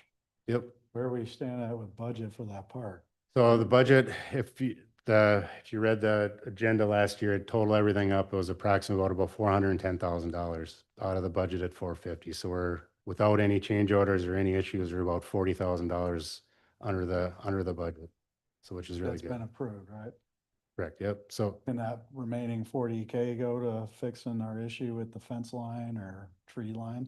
So that was the other option. I talked to the basketball guys who were going to do the court and add the hoops. And he's providing a quote for putting a fence behind the backboards. I heard that at the last council meeting about the basketballs rolling and hitting her fence. I don't think we want to put a double fence up along, a fence between her fence and that fence, that maybe keeping it up by the backboard. So when they miss the shot and the rebounds and all that, that it would stay, just hit the fence and stay right in that court. So I'm waiting to get a quote back for that, of what that would cost, but I think that would definitely stay within that budget. I mean, it's probably a few $1,000s to add that in. Now, does that fix the problem of people walking through the property? I mean, that's why I'm asking, because You're saying like there's an additional, if there's money left over from that, could we not use that money to replace all the shrubbery to go on that? like, even if it's hedges or stuff that grows to We 8, could 10 do a feet. really good job and make a nice fence in that area Like it for was $5,000. Like it was before. Less than that, yes. We're not I putting mean, anything new, but replacing what was there before would easily be done with that extra money. Because If we were thinking of something new, it's a whole different thing, but I do remember all those conversations where that poor gentleman was promised and waited and promised and waited, and it never happened. And so to have that still sitting out there as a problem with community and right judgment, because it was there, took it down, it's a problem, we should put it back up. well, we're redoing the park too right now. There's Right. no better time than to do it and fix it than right now. We're waiting for that to come in. It really, I mean, I do it at my own house, right? And so we can go get arborvitae's halfway decent size right now up at Home Depot for less than $100. Throw 15 of them in there, throw in some shrubs on each end. Everyone's happy. It When the can't be that problem's solved, the complicated for problem us is to make this right. Yep. Problem is solved. So we can get into that. I was just finishing the update of the playground. So we're working with the contractor to get blacktop lined up. We have the contractor lined up to remove the playground on August 3rd. Followed by the contractor coming to put the ribbon in. Blacktop will be done middle of August, all ready for the playground to be installed right after Labor Day. So the Northland Rec has the green light that it will be all prepped and ready for them to do installation right after Labor Day. So hopefully it goes a lot better than Manor Park. I know Northland Rec was the one who did belts, and that went great as far as timeline. So, but other than everything else is lined up, and we should be right on schedule for doing that project. So So that's the update for that. So now we can get back to all the other stuff. Watched a lot of it. So there's a couple missing pieces. There's a lot to unpack. Jolene hopefully can help me unpack some more of the stuff. Going back historically, it went back far enough, but originally when the park was built, Bill Moore was at that Parks Commission asking for a border when it was built, and they did not put the border in there as well. So the border that he's calling a border was never a border. It was just overgrowth of buckthorn and trees that were still left over from, I believe it was the liquor store, right? The Bayview. So that's just one historical thing to point out. There's a lot of stuff that happened in between there, and then the timeline ended at 2022. City staff met with Bill Moore in 2023 and went over this whole thing. And the first suggestion was that he could plant stuff in his yard just to that point of arborvitae's, go and put them in your yard. If you want a border, you're more than welcome to do whatever you want in your yard to screen that, but the city does not want to put it back in their yards and have them maintain that fence. here again, you just said the city didn't want to put it in again. Correct. So we met with him, and we had told him that the city was not going to be putting anything back in this this area, that if he chooses to put anything back in there, that would be, him to do. That decision was not appealed. And that was considered closed. He met with the administrator, myself, and Abby Whitman, the community development director at that point. So I don't remember it that way at all. I just you, remember that. because that's, your history ended when the commission disbanded, but that happened after that point. So that happened in 2023. So I'm just clearing that up, that the city staff did not meet with Bill Moore. The city staff did meet with Bill Moore in 2023 and did tell him that we are not putting it back in, and he did not appeal that decision. He was sent a letter. So what I'm saying is that if he's feeding him information to the current property owner that was not, nothing was rectified, it was dealt with the administrator and staff. What I remember, and Tim can maybe help me, there was no owner, there was no new owner then. And so all of the things that we met with Mr. Moore were his concerns. It had nothing to do with the next person. And the concern was that there was a barrier before, and the city took it down. I don't care whose trees they were, Bayviews or Buckhorn or whatever they were. It was there and then it's gone. And that's when the trouble starts coming. And so again, I say, I don't care what kind of trees they were, there was a barrier. And for the city to just say, sorry, you can put it on your yard, we're not gonna put it where it belongs. And then he has to pay for it. I just think if we have money left over from this, that we should redo what was there and everybody's happy. And just one more clarification is just to put that in there. When we did cut those trees down, Bill Moore was there when staff was there cutting these trees down in the buckthorn. And Bill Moore also let us drive in his yard to get to these trees to cut them down. So There's no argument there, but he yeah, thought they were but coming back. what I'm saying is he was there when we were cutting the trees down and let us go in there to get to the trees to cut them down. And then the following commission meeting, he comes and says that he didn't know this was going to happen, that this, all of a sudden, all the trees were gone. So I can clear that up because what he expected was the bad, I don't know what buckhorn looks like. I didn't. The garbage. Yeah. And so what he was saying that was So gonna be. the buckthorn was the stuff wrapped around the power pole and in the front. There was ash trees and box elders that were the trees that we removed. The ash trees, we just had a Tara called over the winter and had us remove another tree because the last tree there died. So, I mean, they were all gonna die anyway. They got removed. And as you see with any other park, we do not put trees along property lines anymore for this exact reason where Park where you took one down and then wouldn't put one up. we put a bunch of trees back in Bayview, but we put them on the other side at the playground and put up about 10 maples and a bunch of crab apples. I'm just saying in that particular area, what area did you take the tree down for whatever reason on any park and then said, we're not gonna put it back? Because we would not put it back right on a property line because we don't want to run into the same issue of these trees growing into a fence or over top of a property owner's house. So we don't have to come back in there and cut them down again and then have to have them come to the commission meeting and saying that we cut these trees down. So what we do is we put them in the middle of the parking lot along right of ways, way offset off of property lines so we don't have to have these issues. The same reason why when we put trees down the road or have a development come in, we do not let them put it in the right of way. So we don't have these issues with trees because trees always cause problems. I don't think all trees do, but many trees do. So this is kind of a unique situation because the house is right there. I mean, Correct. when we did cooling camp, the resident came there and complained about a porta potty sitting right there with nothing blocking it. And it's like, it wasn't there before. It wasn't like that when I bought the house. Right? And now it's like this. I get the city's position. We don't want to have to maintain and stuff like that. Is there another option besides trees, like a fence? Or something that is a clear barrier that protects the property owner from people cutting through the property all the time?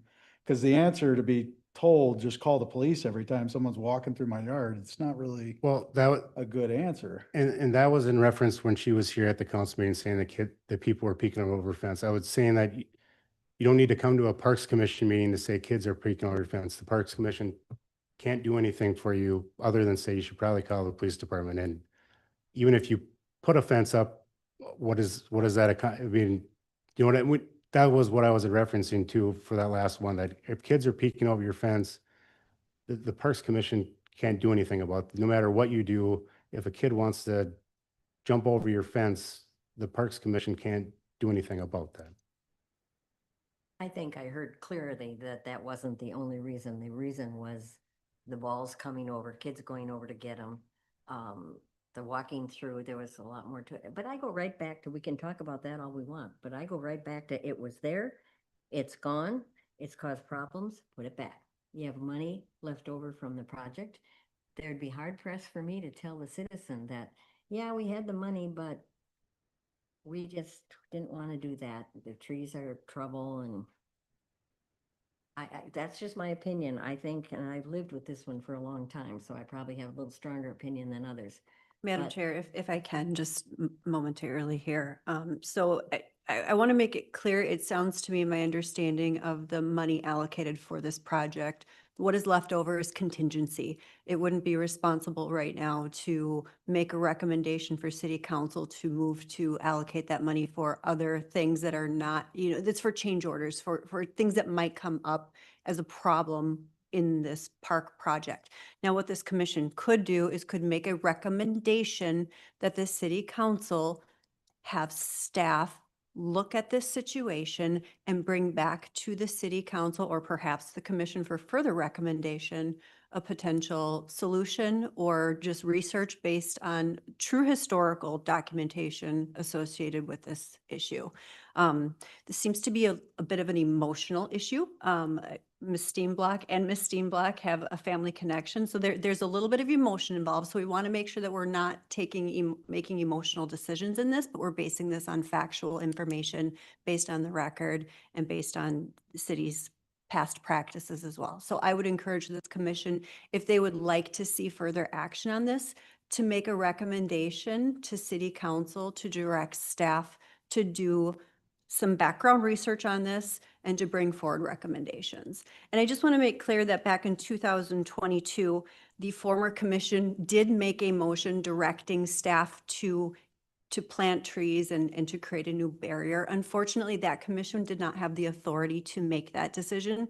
Commissions who act in an advisory capacity cannot make directives towards staff, and nor can they allocate the spending of money. They can only make recommendations so that the governing body can make those directives. So that 100% clear. How do we make? It didn't get to the city council and that's. the It problem. did not, it did not. And so how do there we was make a- sure it's on the docket? Well, and that's what I was gonna say, and make sure that it comes back, the recommendation comes back to this council. I don't wanna go back to city so that we don't know what happened. Correct. So that would be phenomenal if we could do that, just so we could know what our options are. Absolutely. So I would encourage this commission then to make a motion. I would like to make a motion that the city does a review of the historical information as well a site visit to see what kind of options do we have so that we can rectify the issues that have been brought forth by the resident at this home. Discussion? My discussion would be, whose historical recollection are we gonna have here? Because Well, there's city it was record. very clear that there should have been something put back there. Now, it didn't go to the council, so it died there. I don't want that to happen again. This is just goes on and on. So I don't know if it's A friendly amendment. Tim yeah, seconded friendly the motion. amendment. Yep. That the strong recommendation is that the city replace the trees or the shrub that was there in the beginning and let it up to them if they're gonna do it or not. But I would like the strong recommendation to come from here, not to go back and look at historical stuff. I mean, we were handed. It can be stuff that's low maintenance. Let's make it no maintenance for the city, right? I don't want it to be a maintenance item. Let's not make it so that it's something that they have to continually come and do. Because we don't need that either. We don't need to be a bunch of labor and all the things. We don't need to have hedge bushes unless somebody's gonna go out there and articulately cut them down and all the things, because that's the next problem that's gonna come about. Is who's gonna maintain it? Well, if we do arborvitae's or, Yeah, the- trees like that, you don't have to maintain them. Put them as the barrier, they're there, it's done. Okay, Madam Chair, can I just clarify here because we're kind of getting a little sideways? Yep. So there was there was a motion to make a recommendation that city council directs staff to do some background research to bring back information about the record that was previously established related to this request by the former commission. And then there was a second to that motion. There was a friendly amendment to that motion. And the chair's friendly amendment included that the recommendation be that a barrier or a border is installed.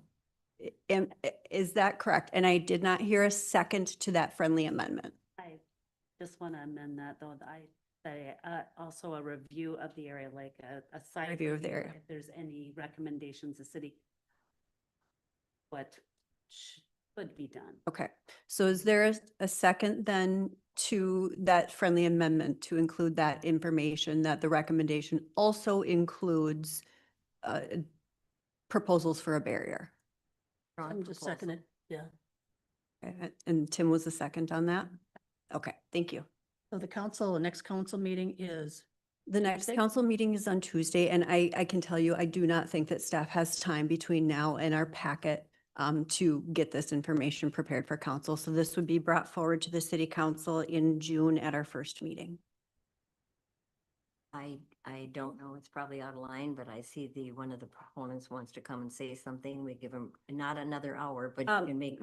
Madam Chair, there's a motion on the floor right now, so we're not going to be accepting any comments. So the commission would need to take action on the motion that is on the table at this time.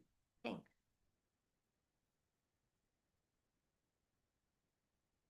that's all in favor? Yeah, all in favor of the motion? Aye. Aye.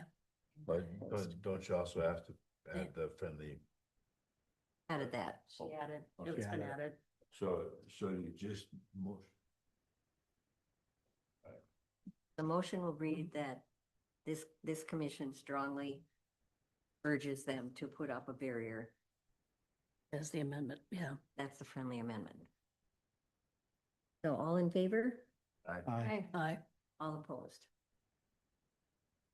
I'll just speak for myself and maybe she can speak now, but I just hope this doesn't die in the woods again because it's just too doggone hard to go back how many years to correct something.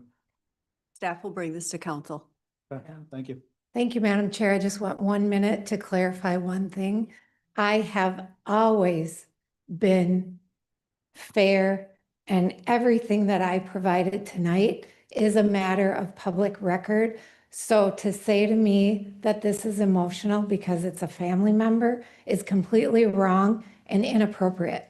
I felt this way when Mr. Moore came to us back in 2022. I advocated for Chestnut Creek, came back here and provided the history for that as well.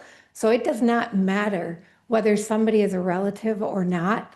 I will do the right thing and I will sleep well at night. And I expect an apology for you making an assumption that I am being biased because it is a relative of mine.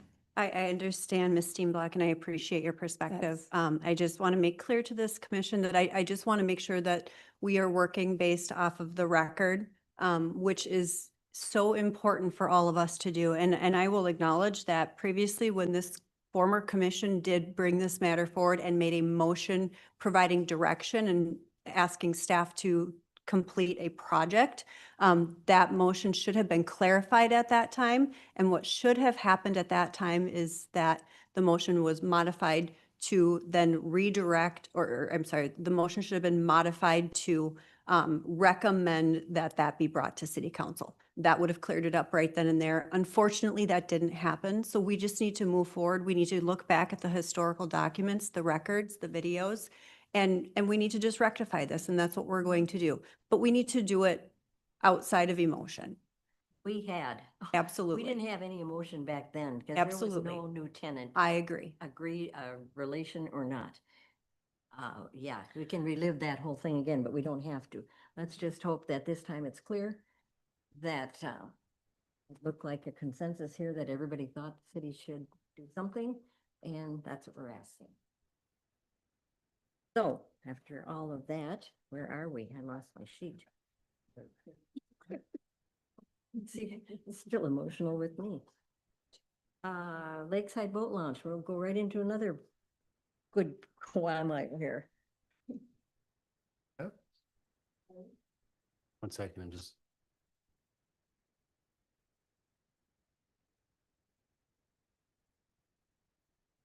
Yeah, I know, we're getting right into another.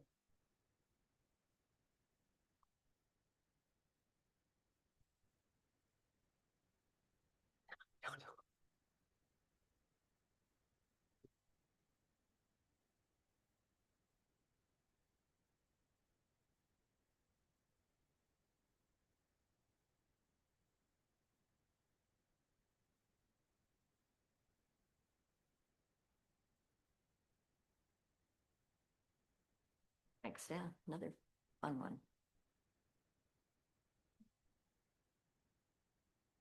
12? Yep. So in March, if you remember Abby coming here and talking about the boat launch relocation and the shoreline restoration and all that work, and commission kind of gave feedback and said that before they can make a decision, it was a 3-3 tie of should we either move it or be in for it or not. So I think the commission said we should probably reach out and get some more information from the public. So between myself, Kyle, and Abby, we kind of worked on what we feel is a pretty good way to try to get some information from a bunch of different groups about this. So really it would be 3 targeted surveys, one towards boat launch users, one towards the general park users or the lakeside park users, and more specifically, and then one to the broader community.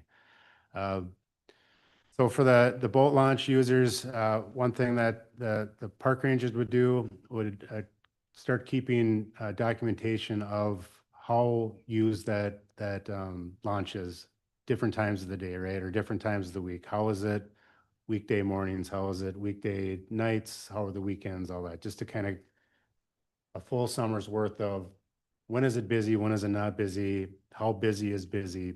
Type of a broader idea. The second planned idea would be to put a QR code right at the boat landing that would, I don't have the words for you, it somehow say we need your help, or we need your information about the boat launch. That QR code would ask questions like, how many times you come to this lake? Is this the only boat launch you use for Forest Lake? Are you aware there's 2 other boat launches on Forest Lake? Would you support the boat launch being relocated? Would you support the boat launch leaving if it meant more park amenities? Things like that, about a 5-question survey geared towards the boating public. The second survey would be for lakeside users. There'll be a QR code up by the beach house summer long, asking questions, same thing but more geared to, would you like to see this park be expanded? Would you like to see a new band shell on the north end? Would you like to see areas for kayaking? Would you like to see a expanded public dock area? Questions like that. We haven't narrowed down those questions exactly, but more geared towards the lakeside park user themselves. Kyle will also have some Arts in the Park where he will have, poster board at Arts in the Park with maybe some push tabs of, hey, are you in favor of the boat launch being there? And you put pins there, and are you not, or some type of a thing, just to get as much feedback as you can get for people who use actual lakeside park. And the third survey would be more of a Facebook post, reaching out to a bunch of user groups. Hey, go to the website. There's a survey about, the city's looking at relocating this launch or possibly just eliminating this launch. What do you think? And basically the same kind of questions, maybe around the same kind of questions like that. That's kind of the idea. Really just looking for feedback. Is that what the commission was looking for as far as getting that type of survey or that information? Is there comments, suggestions on doing additional things? I guess just looking for feedback, and then get this going. The timing on this boat launch lease with the DNR? What was it? The end of that 20-year lease, what's the timing on that? That is done with already. That was done in 2025. So now we're running without a maintenance agreement. And then it's basically, we're not held to any type of a contract or whatever. One of the things that the three that, I was one of those that said no, not, or to leave it. We didn't have enough information about that other preferred spot. We Mhm. didn't have the answer from that property owner. Is he going to allow that? And had we done any surveys that's- in the neighborhood, if that's something that they think is gonna be there? So, and the other two, just one more thing, I'll let you all answer. When you put it on the beach house, and then you're asking about, do you want more park? Well, of course, that's gonna come so screwed back. I think the questions have to all be the same. Do you like where the boat launch is now? Do you know there's others? Would you use others?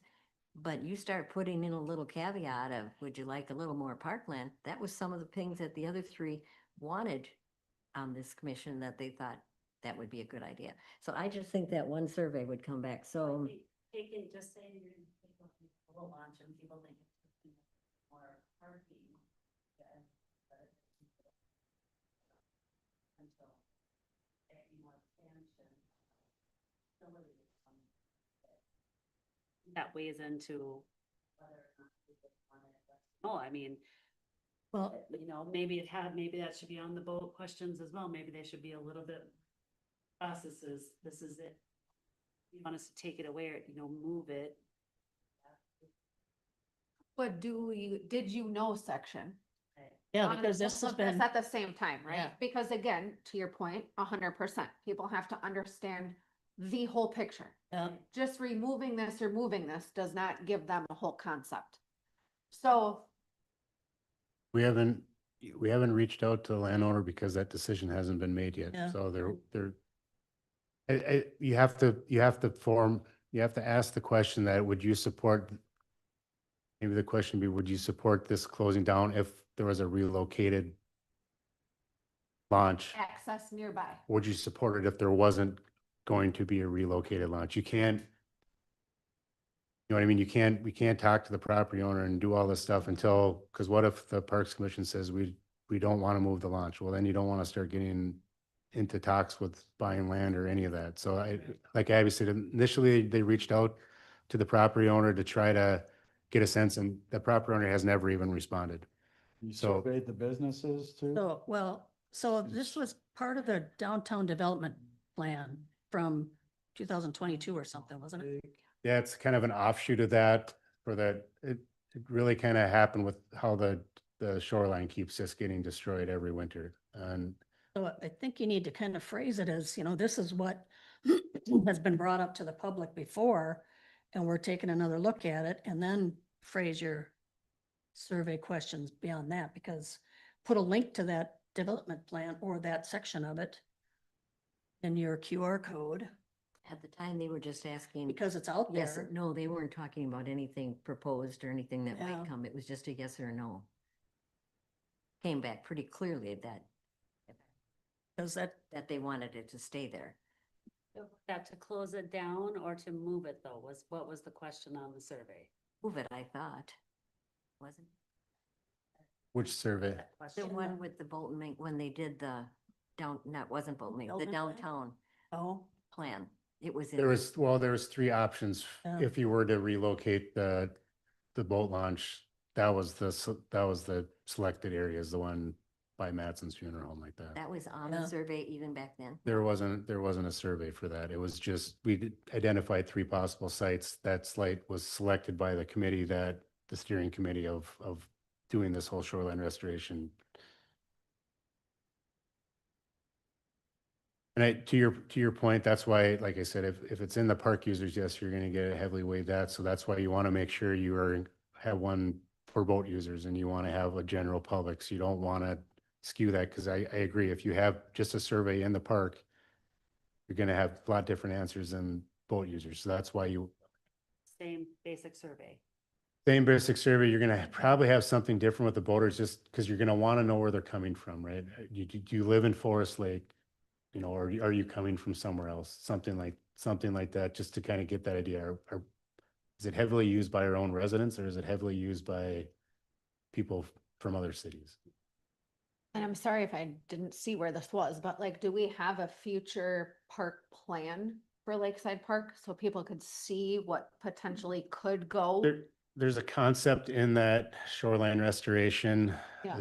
that shows new paths through there. It's basically kind of redoing that entire park with new walkways and new plantings and then. For people to see, right? Yep. Like the new band shell, if we really do go through it, because I got to see That's those out there. drawings and stuff Yeah. like that. So like, again, maybe pulling it all together Yep. with that survey to say, here's what's possible if we do this. Here's what's possible if we do this. Or we leave it as it is, we go into another 20-year contract and the park stays the same for the next 20 years. Was the problem because that was how the question was asked. And people were saying, well, okay, I can't make a decision if I want it to be moved or not. Where are you gonna move it to? Well, they didn't have Yeah. any, I don't think they had any sites where they were gonna move it because people were in question about that. I pulled up that link at one point and I thought it was in there. I thought the locations You- were in there. Well, and you I couldn't can't- put a location in there if you haven't even dealt with the property. owner. Yeah. What if I would pick that one? Or it was just like the city council, Yeah, I their, think they their just, opinions about what it was, what the sites were, but a lot of opinions. I guess we just have to kind of revisit that. I don't see any coordination with the Lake Association either. I don't know how important that is, but The Lake Association would tell you to shut it down today if they had their, oh yeah, their it's a wishes, so. different way of thinking, I suppose. So, and I believe Abby told, I mean, the DNR doesn't want any fight in this game. They're completely fine with 2 accesses onto this lake, so they are fine if it gets closed down, or they are fine if it stays there, or they are fine if it gets relocated. So they don't, they consider the 2 accesses enough public access for this lake. But we So- do save money if we keep it there, that the DNR does do a lot of the maintenance. So if we end up keeping it there, then we'd probably want to recommend entering another maintenance agreement with them and then have them redo the launch.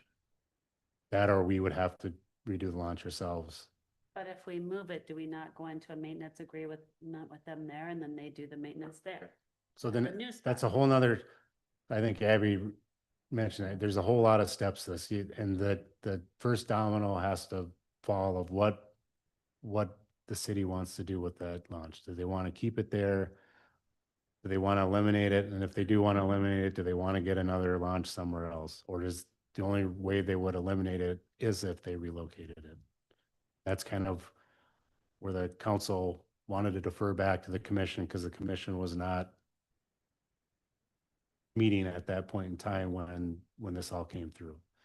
So hard for me to remove the one with the biggest parking lot. Oh, and I look at the other 2 launches, okay, fine, the one over on Third Lake, that one's great, there's still plenty of space there. But the 2 over by Pizza Pub, there's not many parking spaces, right? And so like, I think about other lakes that I grew up around down in the cities. Not like you can park your car and go walk around the lake to get back on and meet your friends at the boat launch, right? It would take them 45 minutes to walk, So there's get on the lake. over There's there. 20 dedicated parking spots in 20, Lakeside Park, okay. yep. So there may be at times more parked there, but there's only 20 dedicated spots. And that was per the maintenance agreement when they got the funding to put that in, that they had to have 20 spots. One by Pizza Pub. No, that's the one at Lakeside. Lakeside has 20 spots. If there's some right by the landing, there's some farther up by Second, and then a couple kind of right by the pharmacy there.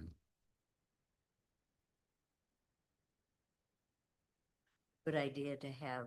So recommendations, do you like the 3 areas of where we're trying to get information from? First of all, do you like boat users, lakeside users, and then general public? Recommendation would be to try to get the questions more in line, so you're asking more of the same questions to all users with a few caveats of trying to get some information, like even at the park, where are you coming from? Are you a resident? Are you from out of town? Try to catch a little more information to get a perspective of when they make their answers of how they kind of fit in.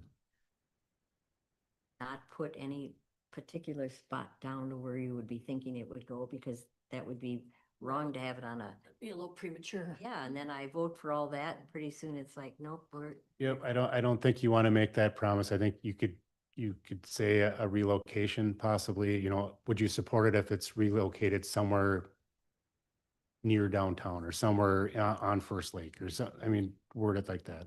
I do like the picture with the concepts. I think that would be a great idea for the arts in the park. Whereas poster boards would kind of show this is the concept of a new park if the landing wasn't here. I think it's hard to do that on a survey to try to put pictures inside of a survey, but I think that would be great for arts in the park if you had some poster boards and showed that concept.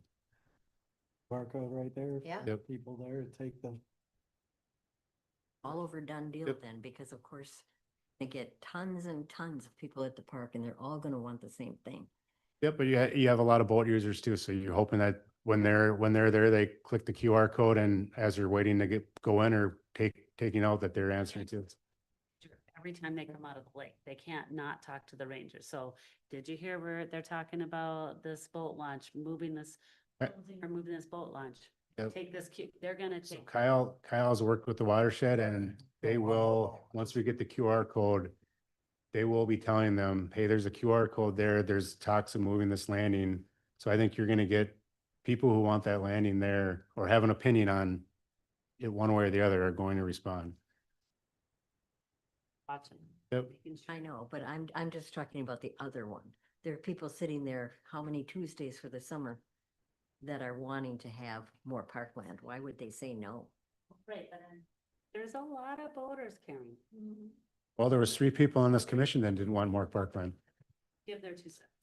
I mean, to be fair, right, it tied 3-3 that even 3 commissioners didn't want more parkland. They wanted to keep the boat landing right there.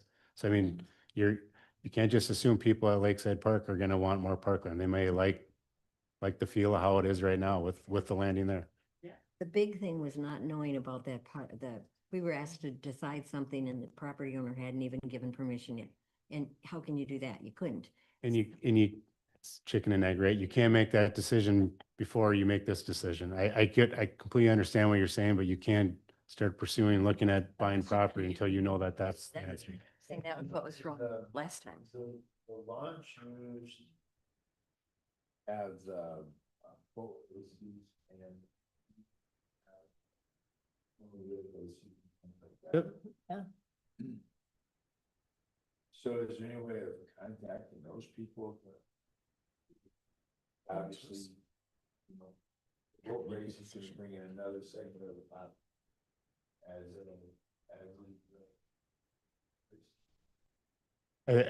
I don't think you need to read it out to them to know what their answer is. I think you would just know that they either want it there or relocated downtown. I think you would add that maybe in your feedback of when we bring the survey results back, just knowing that there's X amount of events here.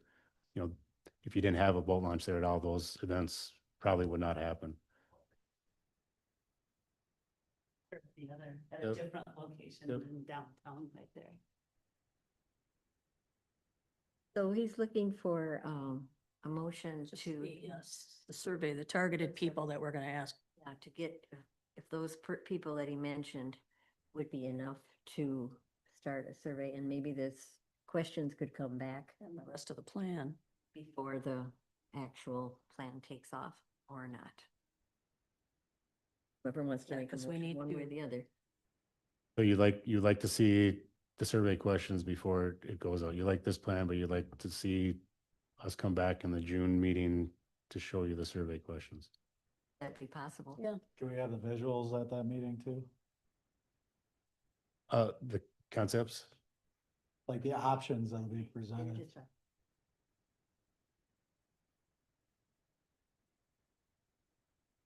We told June, then we're missing Arts in the Park. Yeah. During June 17th, is that correct? It's not the first Tuesday in June? Yep, it's. I can't remember the first date, it's probably I second. got it, I got it. First one is the 16th. So What you want to do? you like the user groups, you like, Yep. you you like to try to have a better survey questions being more along line with everybody, but then you do want it to come back to the June meeting to get your blessing for these are the questions. If the questions Yes. were all pretty generic to each other, I'm fine with it. I just, if you're gonna have one say this and one say that and the other one say that, then I'm gonna have a different Yeah, I think opinion. it should all be the same. All users. Expand them so that you get the I think the city, make a recommendation with the three different, survey, but with a more unified type of survey of questions, gathering that information of where they're coming from and but making sure that they're all asked about the additional park space and Motion? that's my motion. and you want it brought back here, that's just go ahead and put out the survey. Out there. Yep. Yeah, I don't need As to. long as review we have questions. it, well, Yeah. that, I'm just gonna not have the additional park spot, only in one spot. that's gonna be in all of them. Nice, yeah. So then they can, the voters can say no. Well, they, If we get feedback from the, okay, it's Raise. gonna go anyway. That's fine. I think it's gonna be skewed a lot, but I might be way wrong. Did someone second your motion? Tim? Any more discussion? We've had quite a bit. All in favor? Aye. Opposed? Wrong after it's done.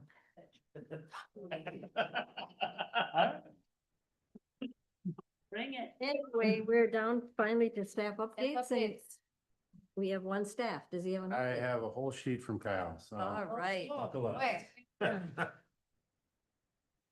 I got that. Arts of the Park contracts are approved by city council, so all that's good to go, all the music events. Memorial Day event, that is obviously on Memorial Day. There's a flyer right outside here if you want to grab one, otherwise it's on the city's Facebook page. If you notice, the memorial is all done. They're sodding it tomorrow morning. Public Works did the East Broadway roundabout now, so that has the plantings and the new pots in there, so that it looks, new sod, it looks great. You off of Broadway now, so whether or not you go to Memorial, like take a spin down there and take a look. It's fantastic. Everything's done except for the sculpture, which will be in next year. Haven't been to the memorial service, I strongly suggest. yeah. They're dedicating a lot of pavers this year, so a lot were bought because of this project. So it'll be a pretty big event, and it'll be another big event next year when the sculpture. Also gonna have food trucks and some music. Yep. And then they're gonna have a miniature replica of what it's gonna look like, so you can see it there. So it should be a good day for the veterans and for the city to all go down there and pay attention. Another Arts in the Park is 56 total approved vendors. There were a total of 139 applicants for all the spots. So there's a lot of interest in working through the final ones of getting everybody set for that process. Outdoor athletics field study, if you remember, recommending approval for that beginning of the year to work with the school district and study of all the open spaces, ball fields, soccer fields, all of that, and fee schedule and all that. So that's working through that should be on your July commission meeting to be recommended for approval in line with the Parks Master Plan. That will be included as an appendix inside of that master plan to guide us for future up if we want to put a soccer field or not. That study will say we should probably add something or not add something or any of that. Met with all the user groups, which is great. They've met with baseball, soccer, lacrosse, school district, community ed, public works staff, their maintenance staff. So it's very well rounded of the information. Cool. And then the Parks Commission tour that was brought up a little bit earlier, so he was just going to bring that up that we were in the works of doing that. But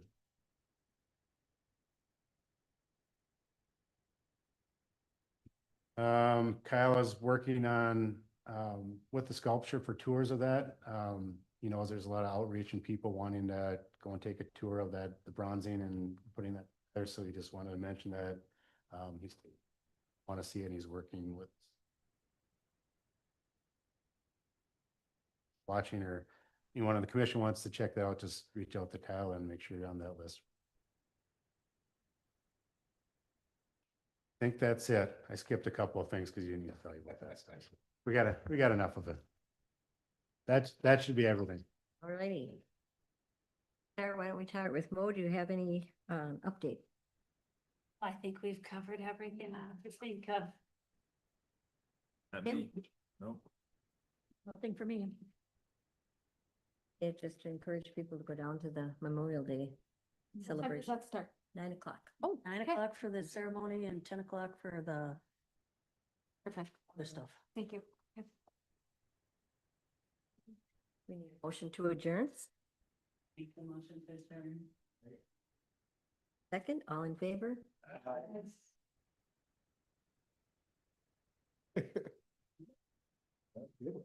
We encourage everybody to read the- Happy every day. There's so many families out there. There you go. There you go. Nice, be right there with you.